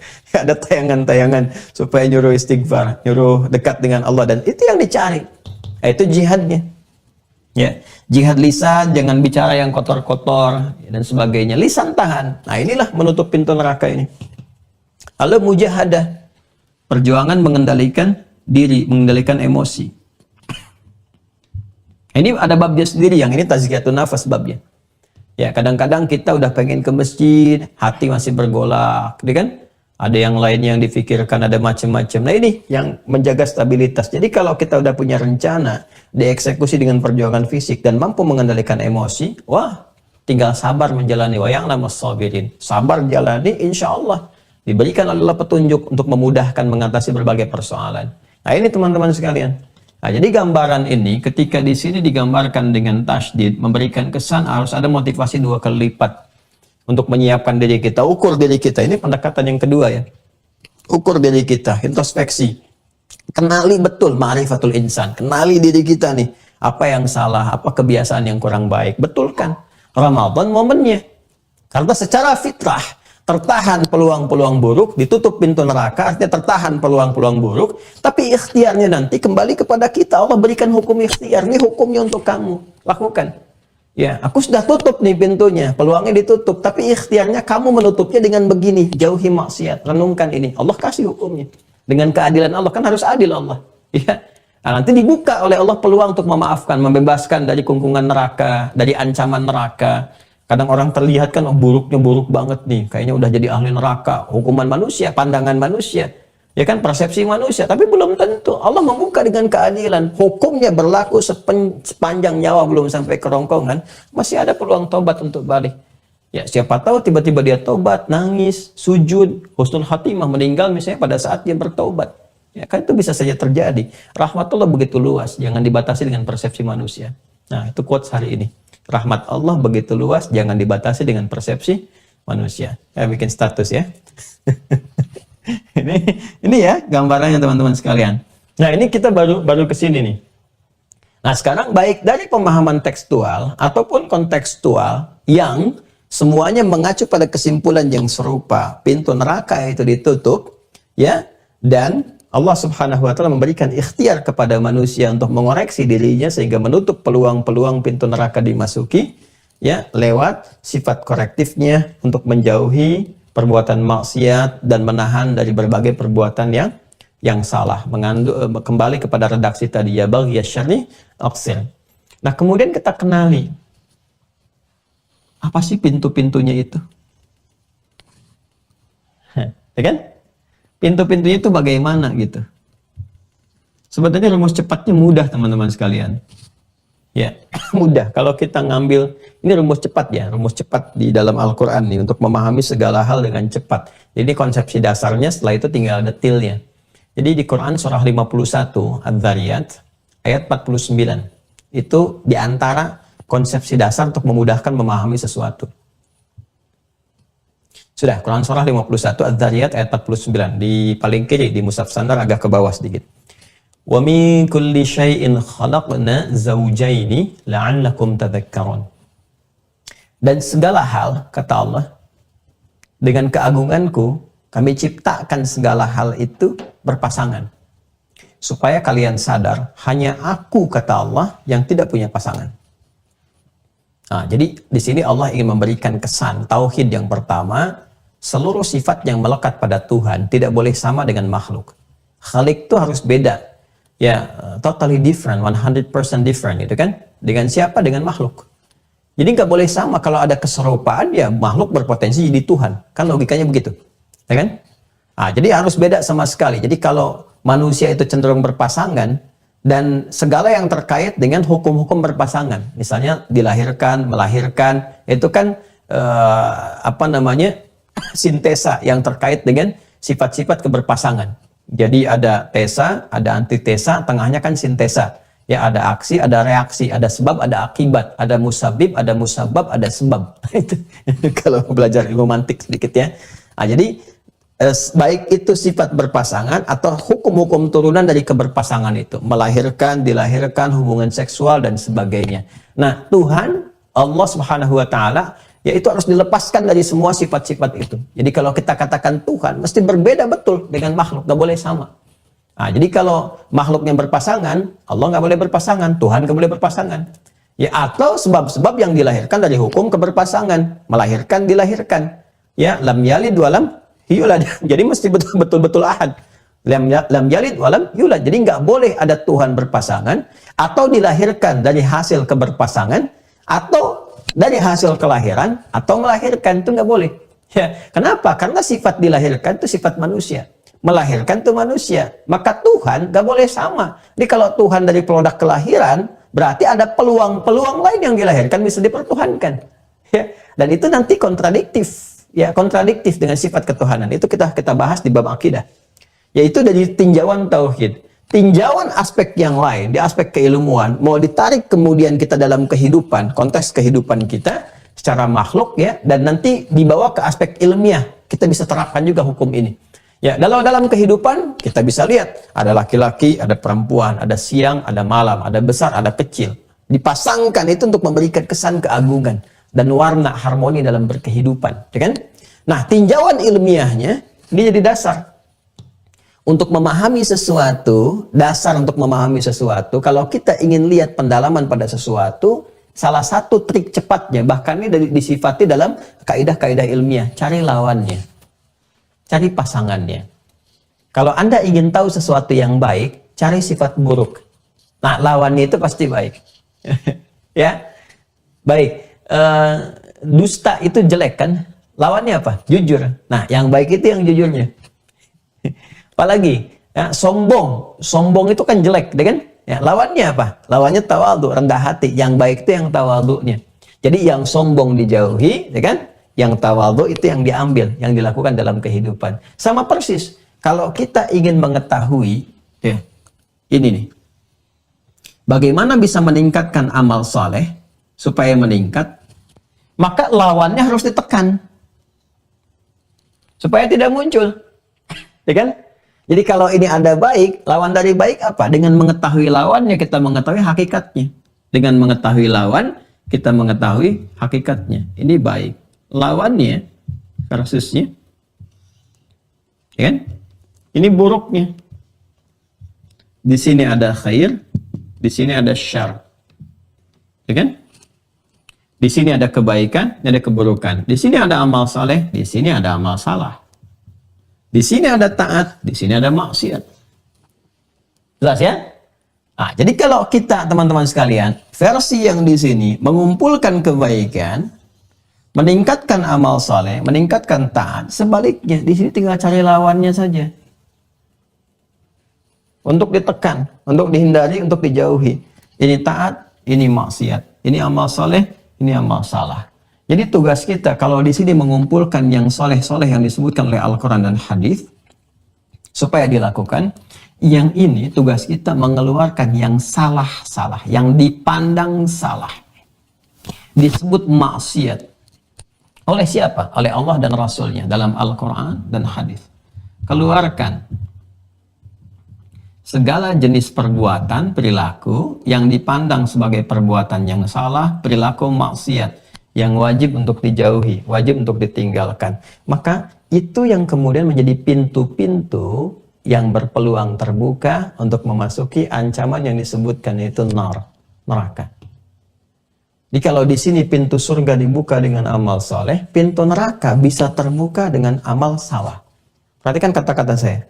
Pintu surga dibuka dengan amal soleh, pintu neraka bisa terbuka dengan amal salah.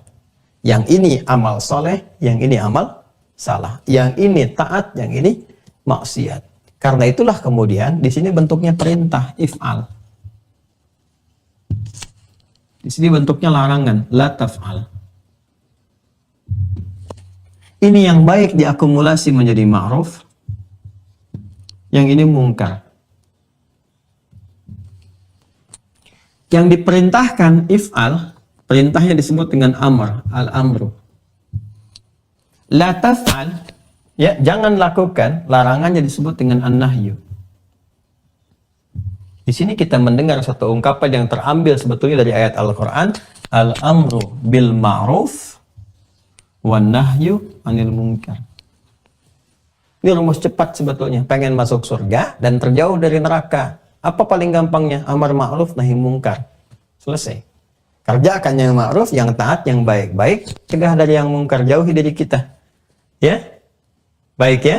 Cegah dulu dari kita. Kalau diri kita sudah tercegah, gampang untuk mensupport orang lain supaya tercegah dari keburukan. Atau mengarahkan orang lain supaya terjauh dari keburukan. Jadi sebelum mencegah orang itu, cegah diri sendiri dulu. Supaya tidak dibalikan kepada kita. Ya, kamu jangan berkata begitu. Anda juga kemarin berkata kotor. Nah, dibalikin kan? Ya, cegah dulu dari diri kita. Ini yang dimaksud al-amru bil ma'ruf wa nahyu 'anil munkar. Jadi kalau Anda ingin mengeluarkan pintu-pintu neraka, cek dari segala jenis perbuatan mungkar. Ini. Yang salahnya apa saja.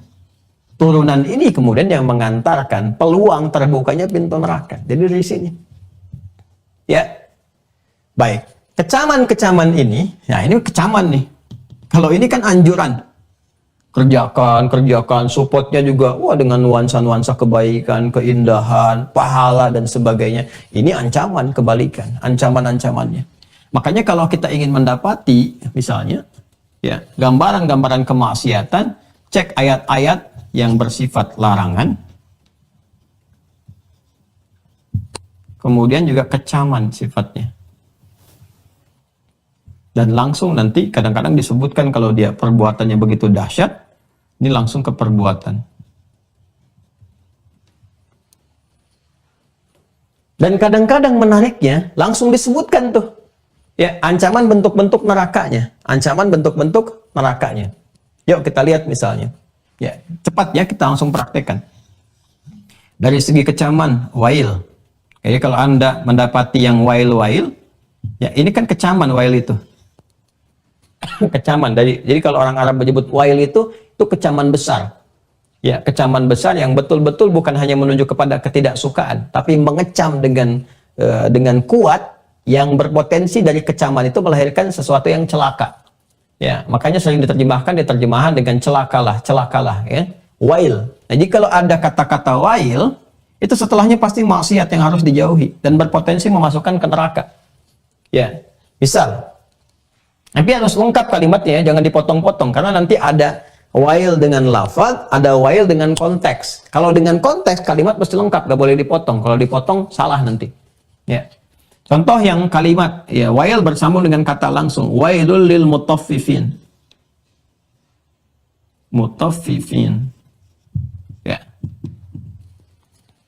Alladzina idza iktalu 'alan nasi yastawfun. Suratnya pun surah Al-Mutaffifin dibuka dengan while, dikecam tuh. Wailul lil mutaffifin, celaka bagi orang yang curang. Curang dari apa saja? Curang dari sudut pandang ekonomi. Ada ya, mengurangi timbangan kan di sudut pandang ekonomi, manipulasi sesuatu. Kalau dulu pakai timbangan, sekarang kan pakai hitungan. Ya, kadang ada manipulasi. Manipulasi apa saja? Nipu sesuatu, ada gharar sifatnya, mengesankan bahwa ini terlibat di sini, ini bagus padahal isinya jelek gitu kan. Nah, itu well diancam, itu celaka. Celaka tuh yang begitu. Ya. Jadi celaka itu nanti kalau sudah pakai while bisa jadi pembukanya di dunia. Ya, azabul adna kalau di surat As-Sajdah itu azabul adna dunal azabil akbar la'allahum yarji'un. Ya, diberi peringatan di dunia supaya ditinggalkan itu tuh salah, itu tuh gak benar itu. Tapi dikasih dulu ya akibat dari perbuatan itu. Jadi kayak nipu-nipu seperti investasi dan sebagainya. Ya, tiba-tiba penipuan kan. Itu celaka, nipu itu bisa celaka. Al-Quran. Jadi kemudian apa? Diketahui terjadi, dicek oleh polisi, disita asetnya dan sebagainya. Nah, itu peringatan, jangan dilakukan lagi yang begitu. Cepat tobat. Itu masih bersyukur tuh, diberikan penjelasan. Salah kamu begini, begini, begini. Perbaiki setelah itu. Nah, ini wail namanya. Ya, ada lagi dusta, wailul lil mukadzibin. Lil mukadzibin. Celaka bagi para pendusta. Pendusta tuh banyak ya. Jenisnya ragamnya. Hoax itu dusta. Ya, fitnah itu dusta. Dusta tertinggi yang kadang-kadang menyebabkan dampak dahsyat, magnitudenya bisa melebihi pembunuhan. Gitu ya. Makanya al-fitnatu akbaru minal qatl. Fitnah itu dalam beberapa kasus tertentu bisa lebih kejam daripada pembunuhan karena bisa mengkreasikan pada dosa besar yang lainnya. Wailul lil mukadzibin. Kan? Nah, ini gambaran langsung dengan lafaz. Berdusta dalam apapun. Hati-hati yang berbohong ya. Macam-macam tuh. Termasuk ustadz juga hati-hati tuh. Ya, ustadz para pengajar. Jangan kemudian mengkreasikan sesuatu yang tidak tahu sehingga berpotensi membohongi umat. Itu dosanya besar itu. Bahkan bisa lebih besar. Karena dia diustadkan, digelari dan sebagainya, tapi membuat sesuatu yang manipulatif untuk kepentingan-kepentingan duniawi itu dikecam benar, dikecam benar. Dan jangan sampai terjadi. Ya. Pakai wail, fawailul lil ladzina yaktubuna al-kitaba bi aydihim thumma yaquluna hadza min indillah liyashtaru bihi thamanan qalilan. Fawailul lahum mimma katabat aydihim wa wailul lahum mimma yaksibun. Itu kan? Awas tuh di Al-Baqarah 79. Hati-hati. Langsung pakai wail, celaka nih. Ya, kalau ada ahli-ahli agama yang suka memanipulasi ayat-ayat ataupun hadis-hadis Nabi sallallahu alaihi wasallam demi kepentingan-kepentingan dunia. Celaka diancamnya. Bahkan kalau ngambil hadis Nabi dengan sengaja memalsukan hadis Nabi atas nama Nabi, itu Nabi langsung marah, ancamannya neraka. Falyatabawwa maq'adahu minan nar. Ya, falyatabawwa maq'adahu minan nar. Man ta'ammada alayya man kadzaba alayya muta'ammidan falyatabawwa maq'adahu minan nar. Siapa yang sengaja ya mencatut nama aku kata Nabi, lalu bikin hoax di tengah masyarakat atas nama Nabi. Nah, itu siap-siap dia sudah kayak pesan kapling di neraka. Itu di hadis Muslim nanti di pembukanya. Itu ya, itu bahayanya tuh. Makanya ulama, ustadz itu pun terancam supaya menjaga, supaya benar, supaya fatwanya benar, bimbing umat benar, jangan salah gitu kan. Nah, sama level-level itu ke bawahnya juga ada potensi-potensi salah, ini dikecam oleh Al-Qur'an. Ya, bukan hanya ustadz, bukan hanya ulama, nanti yang punya kedudukan, punya jabatan. Nah, itu juga kalau misalnya berdusta, ya, kemudian juga terbiasa bahkan dengan itu atau manipulasi sesuatu, itu besar juga hukumannya. Besar. Itu dan kroni-kroni yang memberikan masukan-masukan, kan itu kan di kisah Firaun tuh seperti itu. Ada jabatan tapi dapat masukan yang salah, itu sampai dengan aktor intelektualnya itu kemudian diancam oleh Al-Qur'an. Ya, sama ke seluruh aktivitas, pedagang, pelaku ekonomi dan sebagainya, itu kan? Masyarakat yang biasa yang bikin-bikin hoax itu dosanya besar itu dan berpotensi jariah. Kalau dikerjakan dengan salah, menggerakkan orang pada yang salah, itu dosanya nanti terakumulasi, bisa mendapatkan bagian dari itu. Makanya hati-hati, ini terancam nih. Jadi di dunia juga ada ancaman, dengan pendahuluan di akhirat kalau dia nggak tobat, maka ini jadi bahaya besar. Ini wail. Nanti ada wail yang diikat dengan konteks, nggak boleh berdiri sendiri. Seperti fawailul lil musallin, celaka orang yang sholat. Nah itu nggak berdiri sendiri, ada konteksnya, terusin. Ya kalau sampai situ nanti Anda salah paham. Ustadz bagaimana makna ini? Nah ini masuk yang kedua, mana konteks. Fawailul lil musallin, siapa musallin di sini? Teruskan, alladzina hum an salatihim sahun. Alladzina hum an salatihim sahun. Alladzina hum yura'un. Ini dia. Alladzina hum yura'un wa yamna'un al-ma'un. Ya kan? Celaka orang yang sholat. Nah, siapa yang manipulatif dalam sholatnya? Yang sholat itu hanya kamuflase saja. Ah, jadi dia bukan sholat beneran. Sholatnya cuma kamuflase, pura-pura sholat. Gitu. Apa tujuan sholatnya? Ini yura'un, buat pencitraan. Jadi terlihat seperti sholat saja. Supaya dilihat oleh orang, oh ini soleh juga. Oh ini muslim juga, ini baik juga. Gitu kan? Terlihat kadang-kadang pakai perangkat seperti orang sholat. Ya udah tahu itu pakaian sholat dipakai juga. Padahal sebetulnya jangankan sholat. Ya iman juga tidak misalnya kan. Tapi karena ingin dapat simpati, dapat pencitraan. Nah ini berpotensi celaka. Ya, artinya terancam. Yang seperti itu tuh nggak bagus kata Quran. Tampil apa adanya aja. Ya kalau memang nggak beriman, tuh kan, atau belum beriman, sudah tampil apa adanya. Seperti itu, jangan ada kamuflase. Jadi Quran tuh nggak menyenangi sesuatu yang tidak jujur, yang tidak baik. Apalagi sudah beriman. Kalau sudah beriman, sholat ya sholat. Jangan sholat karena ada orang, ada kepentingan dan sebagainya. Nah ini dicela nih. Ya, dan kecelakaan pertama itu muncul dari celaan orang. Jadi kalau ini aneh ya. Orang berbuat buruk udah pasti dicela. Tapi kalau Anda terlihat ibadah dicela, berarti ada yang salah. Ada yang salah itu. Anda kan sedang ibadah. Kok bisa sholat? Bukannya respon baik yang diterima, malah celaan yang muncul. Kok bisa? Kenapa? Kata Al-Quran coba evaluasi. Mungkin ada yang keliru. Ini jangan dihubungkan dengan kasus-kasus tertentu ya. Atau yang nampak dalam dinamika kehidupan kita. Tidak. Ini dasar yang pasti terjadi. Jadi Al-Quran tuh nyampaikan supaya nggak terjadi. Jadi saya tuh dalam rangka menyampaikan jangan terjadi yang begini. Di Quran disebutkan. Kalau Quran sebutkan pasti nyata terjadi. Nah, kita bagi insan beriman jauhi ini. Awas ya. Dan saya juga ingatkan nih. Jangan sampai dipotong-potong video. Lalu ini kan mau musim-musim pemilu nih. Kan? Ya jadi hati-hati nih ya teman-teman. Saya juga ingatkan. Saya tidak pernah mengizinkan.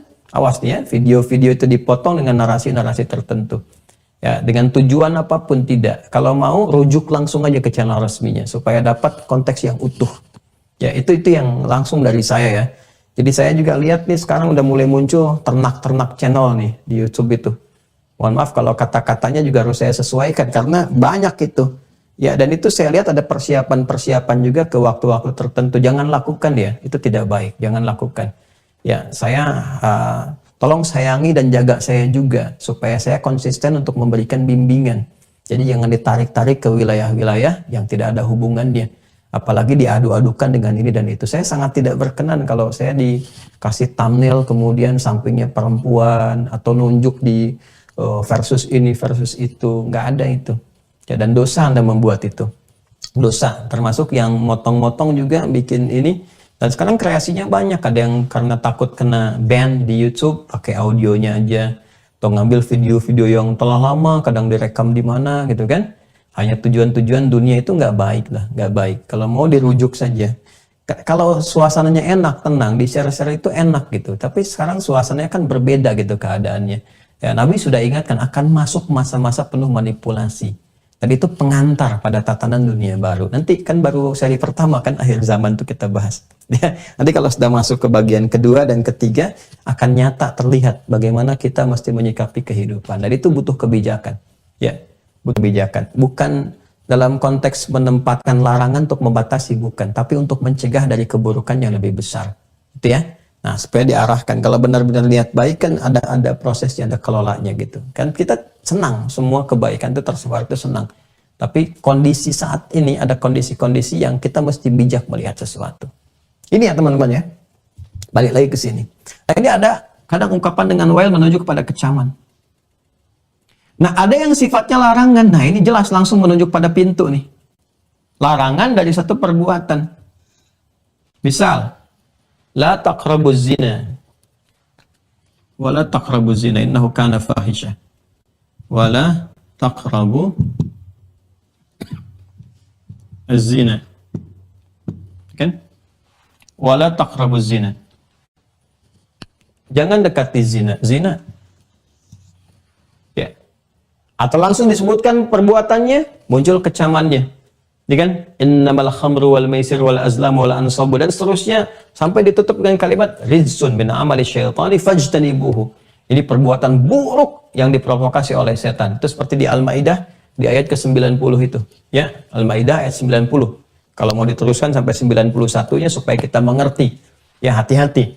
Innama yuridu syaitanu an yuqi'a bainakumul adawata wal baghdha. Setan itu pengennya kamu itu terus bertengkar, berselisih, memendam kemudian kemarahan, memendam pertengkaran, bara dan sebagainya. Jadi kalau ada yang dikondisikan sedang terus pengen orang ribut, pengen orang berselisih, pengen orang terpolarisasi, itu sedang diprovokasi oleh setan. Kita mesti sadar itu. Jadi kalau tahu fikihnya kita ngerti, oh ini yang benar, ini yang keliru, ini yang jauh, ini yang ikuti. Ya ini yang dilakukan. Nah, jadi ini teman-teman sekalian, kalau kita keluarkan misalnya ada zina, ya ada misalnya peristiwa-peristiwa untuk menyakiti sampai menghilangkan nyawa, pembunuhan. Tuh. Ini misalnya kita temukan kalau kita buka di An-Nisa ya ayat 92 ini teman-teman sekalian. Tuh. Sampai dengan ke bawahnya ditemukan bagaimana ancaman bagi dosa pembunuhan itu sampai dengan ditempatkan di neraka tanpa keluar ya. Wa may yaqtul mu'mina muta'ammidan fajaza'uhu jahannam khalidan fiha ghadiballahu 'alaihi wa la'anahu wa 'adda lahu 'adzaban 'azima. Orang yang sengaja merencanakan pembunuhan apalagi korbannya insan beriman ya, maka disiapkan fajaza'uhu jahannam, langsung sebutannya jahannam, dan neraka tuh bagi dia.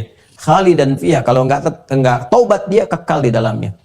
Ya, kemudian Allah murka kepadanya. 3 Allah murka.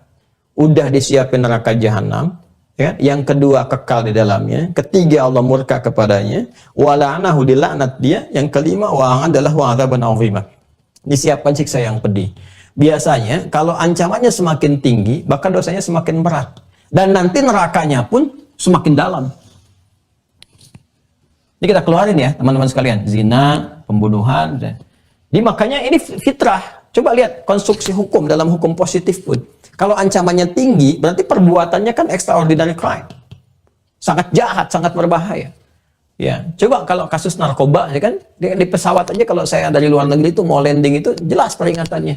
Konsekuensinya bisa kematian. Artinya kan apa? Sangat berbahaya. Nah, ini juga ancamannya bisa kematian. Bisa kematian, bisa seumur hidup dan sebagainya di hukum positif ya. Nah ini kalau nggak tobat, ancaman akhiratnya nggak berhenti di dunia. Ancaman akhiratnya ini juga sangat berbahaya. Makanya dikecamnya tuh tinggi. Kalau ada kecaman itu, dampaknya pendahuluannya di dunia dan puncaknya di akhirat siksaannya. Ya, makanya ini kalau ada sudah seperti ini, sudah kuat, jauh ini. Nah, zina nih, ya, pembunuhan, pencurian, as-sariq was-sariqatu faqtu aydiyahuma.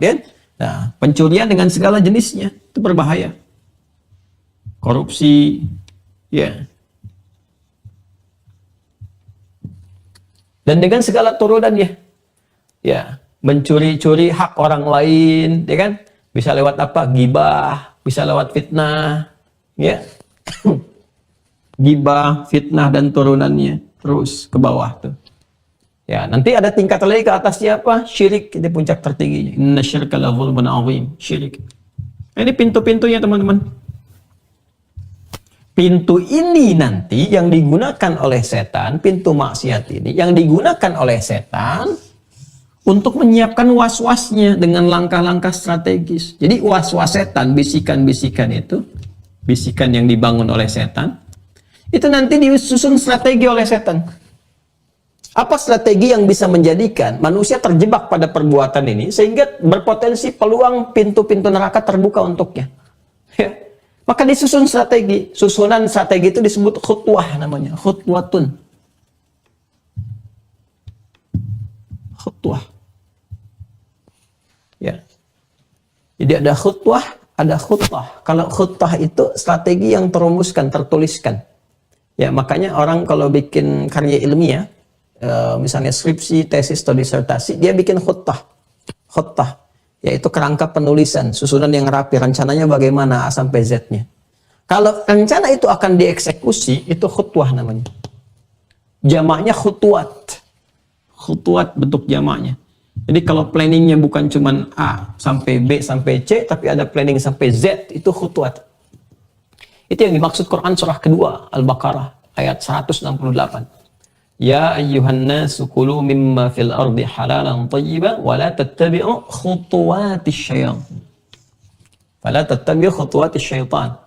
Innahu lakum aduwwum mubin. Innahu lakum aduwwum mubin. Ini khutuwat. Jadi langkah-langkah strategi setan itu disusun untuk memberikan waswas, mengarahkannya ke sini. Tujuannya apa? Buka pintu ini supaya terbuka. Ya, diajak untuk syirik, dibuat momentumnya, disiapin nih. Oh ini musim-musim ini, kalau musim-musim jabatan kemudian ditawarkan, maka mulai muncul tuh partner-partner dari setan tuh dibikin strateginya, datang konsultasi ke ini, kerjakan ini, nggak sadar berbuat syirik. Ya lama-lama sholatnya nggak dilakukan, puasa nggak dilakukan, puasa pun diarahkan pada yang nggak benar. Bukan puasa untuk ibadah, puasa untuk dapat kekebalan, puasa untuk dapat ini, untuk itu. Jadi diarahkan betul kepada yang buruk. Sama. Ya, nanti dia lihat pintunya nih. Pintu apa nih yang maksiatnya bisa ke zina? Panah-panahnya dari apa dimasukkan? Panah-panah setan. Ke sini. Kadang-kadang nanti dari yang, bahkan dari ibadah tuh bisa dipelesetkan. Yang penting muncul dulu, kayak ini riya nih. Alladzina hum yura'un. Kelihatannya dari sholat kan? Sholat aja dulu. Seperti sholat. Masuknya lewat pintu ibadah. Tapi ada riyanya. Infak riya. Al-Baqarah 264. Itu dipakai pintunya oleh setan. Ya, jadi setan tuh mengkreasikan ini. Ya, yang diarahkan desainnya untuk bisa berpeluang membuka pintu ini lewat jalur kemungkaran. Nah, menariknya, semua jenis perbuatan ini ketika diancam dengan neraka, itu oleh Al-Quran langsung dirinci. Ini potensinya nanti akan begini, potensinya akan begini. Rincian ini yang menjelaskan tentang pintu-pintu neraka. Disebut langsung pintunya. Ya. Dan dengan segala tingkatan-tingkatannya. Berapa jumlahnya? Ada 7.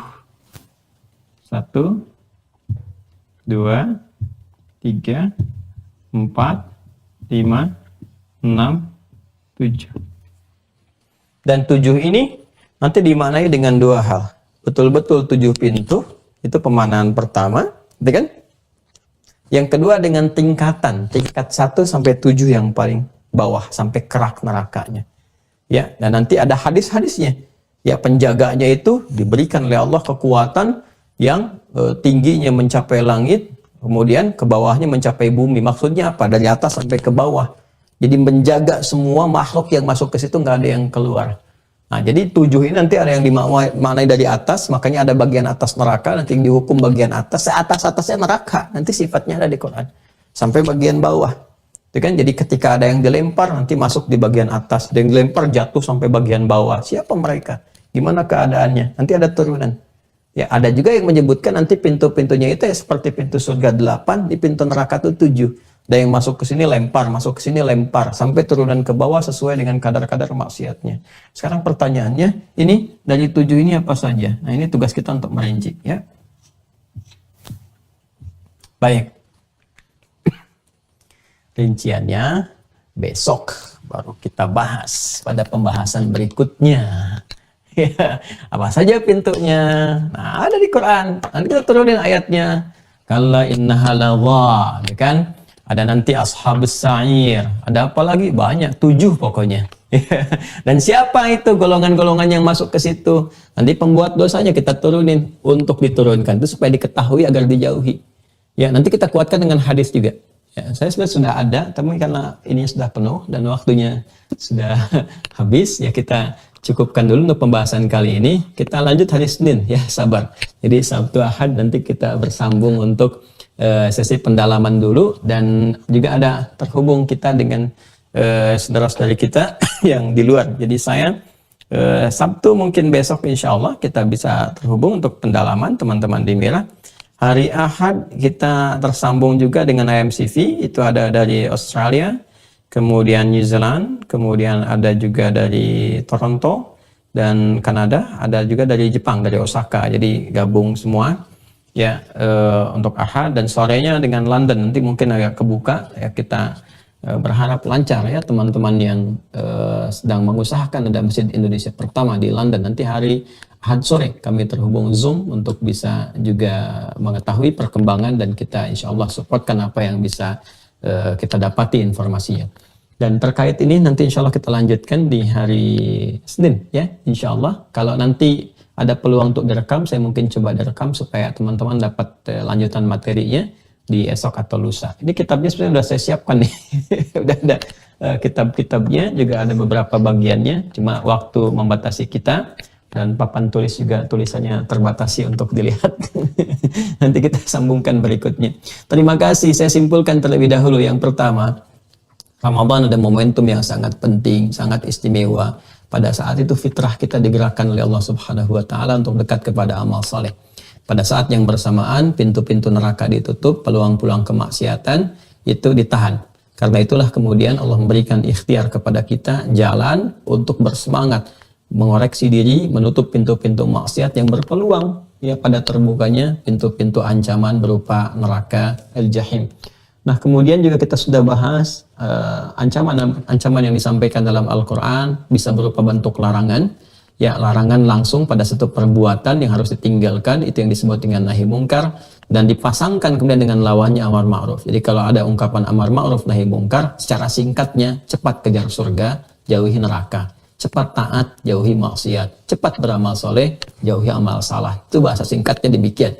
Ya, kemudian kalau Anda ingin melihat hal-hal yang berpotensi mendekatkan kepada keburukan dengan ancaman neraka, lihat bentuk-bentuk formulasi di Al-Quran yang berupa larangan-larangan, ancaman-ancaman, seperti kata wail tadi, seperti larangan-larangan, wala taqrabu, wala taqtulu, pakai la, itu sesuatu yang umumnya kita ketahui mesti dijauhi. Dan yang terakhir, tugas kita sekarang tinggal menghadirkan apa saja hal-hal yang besar, yang utamanya bisa berpeluang cepat menjadikan pintu neraka itu terbuka dan harus kita hindari betul. Di situ ada 7 dengan bentuk ancamannya dari yang paling dasar sampai yang paling berbahaya. Itu yang mesti kita waspadai, dan insya Allah akan diteruskan pada kajian berikutnya. Baik, yang kedua saya ingin mengingatkan bahwa hari ini adalah hari Jumat, dan kita ingin mengajak bersama-sama, saya pribadi, Anda, kita semua, mari kita hidupkan sunnah di hari Jumat ini dengan sangat berbahagia. Ini waktunya kita bahagia, hari raya untuk kita setiap pekanan, kan? Dengan banyak bersolawat pada Nabi Sallallahu Alaihi Wasallam, ya, siapkan untuk ibadah Jumat. Kemudian banyak juga kita istighfar, banyak bermohon. Doanya sudah saya ajarkan juga di pertemuan yang lalu, khusus untuk hari Jumat. Allahumma kfina bihalalika an haramik, wa aghnina bi ta'atika an ma'siyatik, wa bi fadlika amman siwak. Itu biasakan baca ya di hari Jumat bagi yang Jumatan, ya. Selesai Jumat bagi akhwat ataupun pada umumnya di setelah asar menjelang ke maghrib, bacakan doa itu, ya.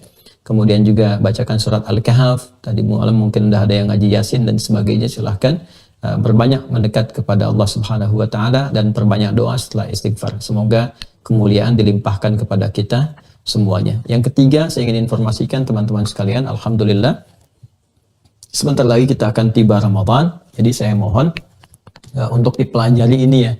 Ya, untuk dipelajari buku makna ayat puasa ini, dibaca dengan baik, diluangkan waktunya supaya mengerti, karena berbagai hal yang mungkin akan ditanyakan sudah terjawab di sini. Mohon maaf bagi teman-teman yang akan terhubung ke Mira, mungkin sudah habis untuk saat ini kuotanya, bersabar dulu sampai dibuka kembali. Tapi saya lihat kemarin ada yang satu itu gantung, kemarin saya infonya sudah habis, tapi saya lihat di papan pengumumannya ada satu. Coba dilihat saja di Uwah Corner, kalau memang sudah tidak ada, ya bersabar. Dan Allah mencintai orang-orang sabar. Nanti tunggu sampai waktunya. Yang sudah terhubung tolong aktifkan akunnya supaya mudah untuk dipantau, untuk dilihatnya kesesuaiannya, khususnya dari spesialisasi atau aktivitas yang Bapak Ibu lakukan supaya kita nanti bisa masukkan ke sesi zonasi. Ya, kita akan update insya Allah untuk pembangunan pesantren. Alhamdulillah berjalan teman-teman, setiap hari selalu ada perubahan-perubahan. Saya belum sempat ke lokasi, tapi kita bisa nanti hadirkan update-nya dari perkembangan yang ada saat ini dan tahapan-tahapannya. Jadi bagi Anda yang ingin berwakaf masih sangat terbuka kesempatannya, dipersilahkan sampai prosesnya selesai. Jadi sekarang masih tahap 1, jadi ada 3 tahap ya. Tahap 1 itu nanti untuk lahan dan infrastruktur dasar. Jadi seperti saya sampaikan, semuanya ditanam di bawah menyatu dengan alam. Jadi nggak ada kabel-kabel di atas, semua di bawah. MA-nya gitu kan, mechanical, electrical-nya, di proses plumbing-nya itu semua ditanam di bawah. Risetnya itu sangat bagus sekali, sangat profesional. Nah, kemudian tahap kedua nanti baru dari situ membangun, dari mulai masjid yang pertama, selanjutnya nanti ada bangunan asrama dan sebagainya. Tahap 3 nanti finishing, yaitu untuk ke pesantren. Jadi masih ada 3 tahap untuk kesempatan wakaf, silakan masih terbuka. Anda bisa nabung-nabung, nyiapkan wakaf misalnya per bulan dan sebagainya supaya untuk memudahkan bagi Anda juga. Ya, dan jangan salah memahami ya, saya tidak minta donasi, ingat itu. Ya, saya membuka peluang bagi kita untuk beramal soleh karena saya pun tidak memilikinya. Saya pun tidak memilikinya. Ya, kita hanya berperan untuk mengelola saja. Dan untuk yang SD, AIS, alhamdulillah itu sudah 90%, sedikit lagi. Rencananya Ramadan selesai, begitu Ramadan selesai, ya anak-anak yang sekolah itu sudah bisa berpindah secara formal di situ, dan ruangan-ruangan tertentu nanti saya juga akan gunakan untuk sesi zonasi. Jadi kalau ada undangan pertama sebelum pesantren jadi, nanti bisa gunakan aula AIS untuk bisa belajar di dalamnya.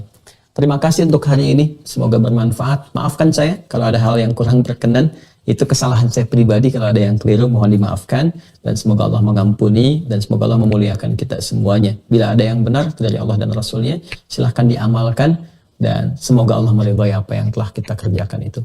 Allahumma taqabbal minna innaka antas sami'ul alim wa tub 'alaina innaka antat tawwabur rahim. Allahumma rabbana atina fid dunya hasanah wa fil akhirati hasanatan wa qina adzabannar. Allahumma ij'alna minal mustaqimin fil a'malis salihah ya arhamar rahimin waj'al baqiyata hayatina hayatan thayyibah wa akhir wafatina husnul khatimah. Tawaffana muslimin wa alhiqna bis salihin ma'al ladzina an'amta 'alaihim minan nabiyyin was-siddiqin wasyuhada'i was-salihin wa hasuna ulaika rafiqa. Wa sallallahu ala sayyidina Muhammad wa ala alihi wa sahbihi ajma'in. Wa akhiru da'wana subhanakallahumma wa bihamdika nashhadu an la ilaha illa anta nastaghfiruka wa natubu ilaik. Walhamdulillahi rabbil alamin. Assalamualaikum warahmatullahi wabarakatuh.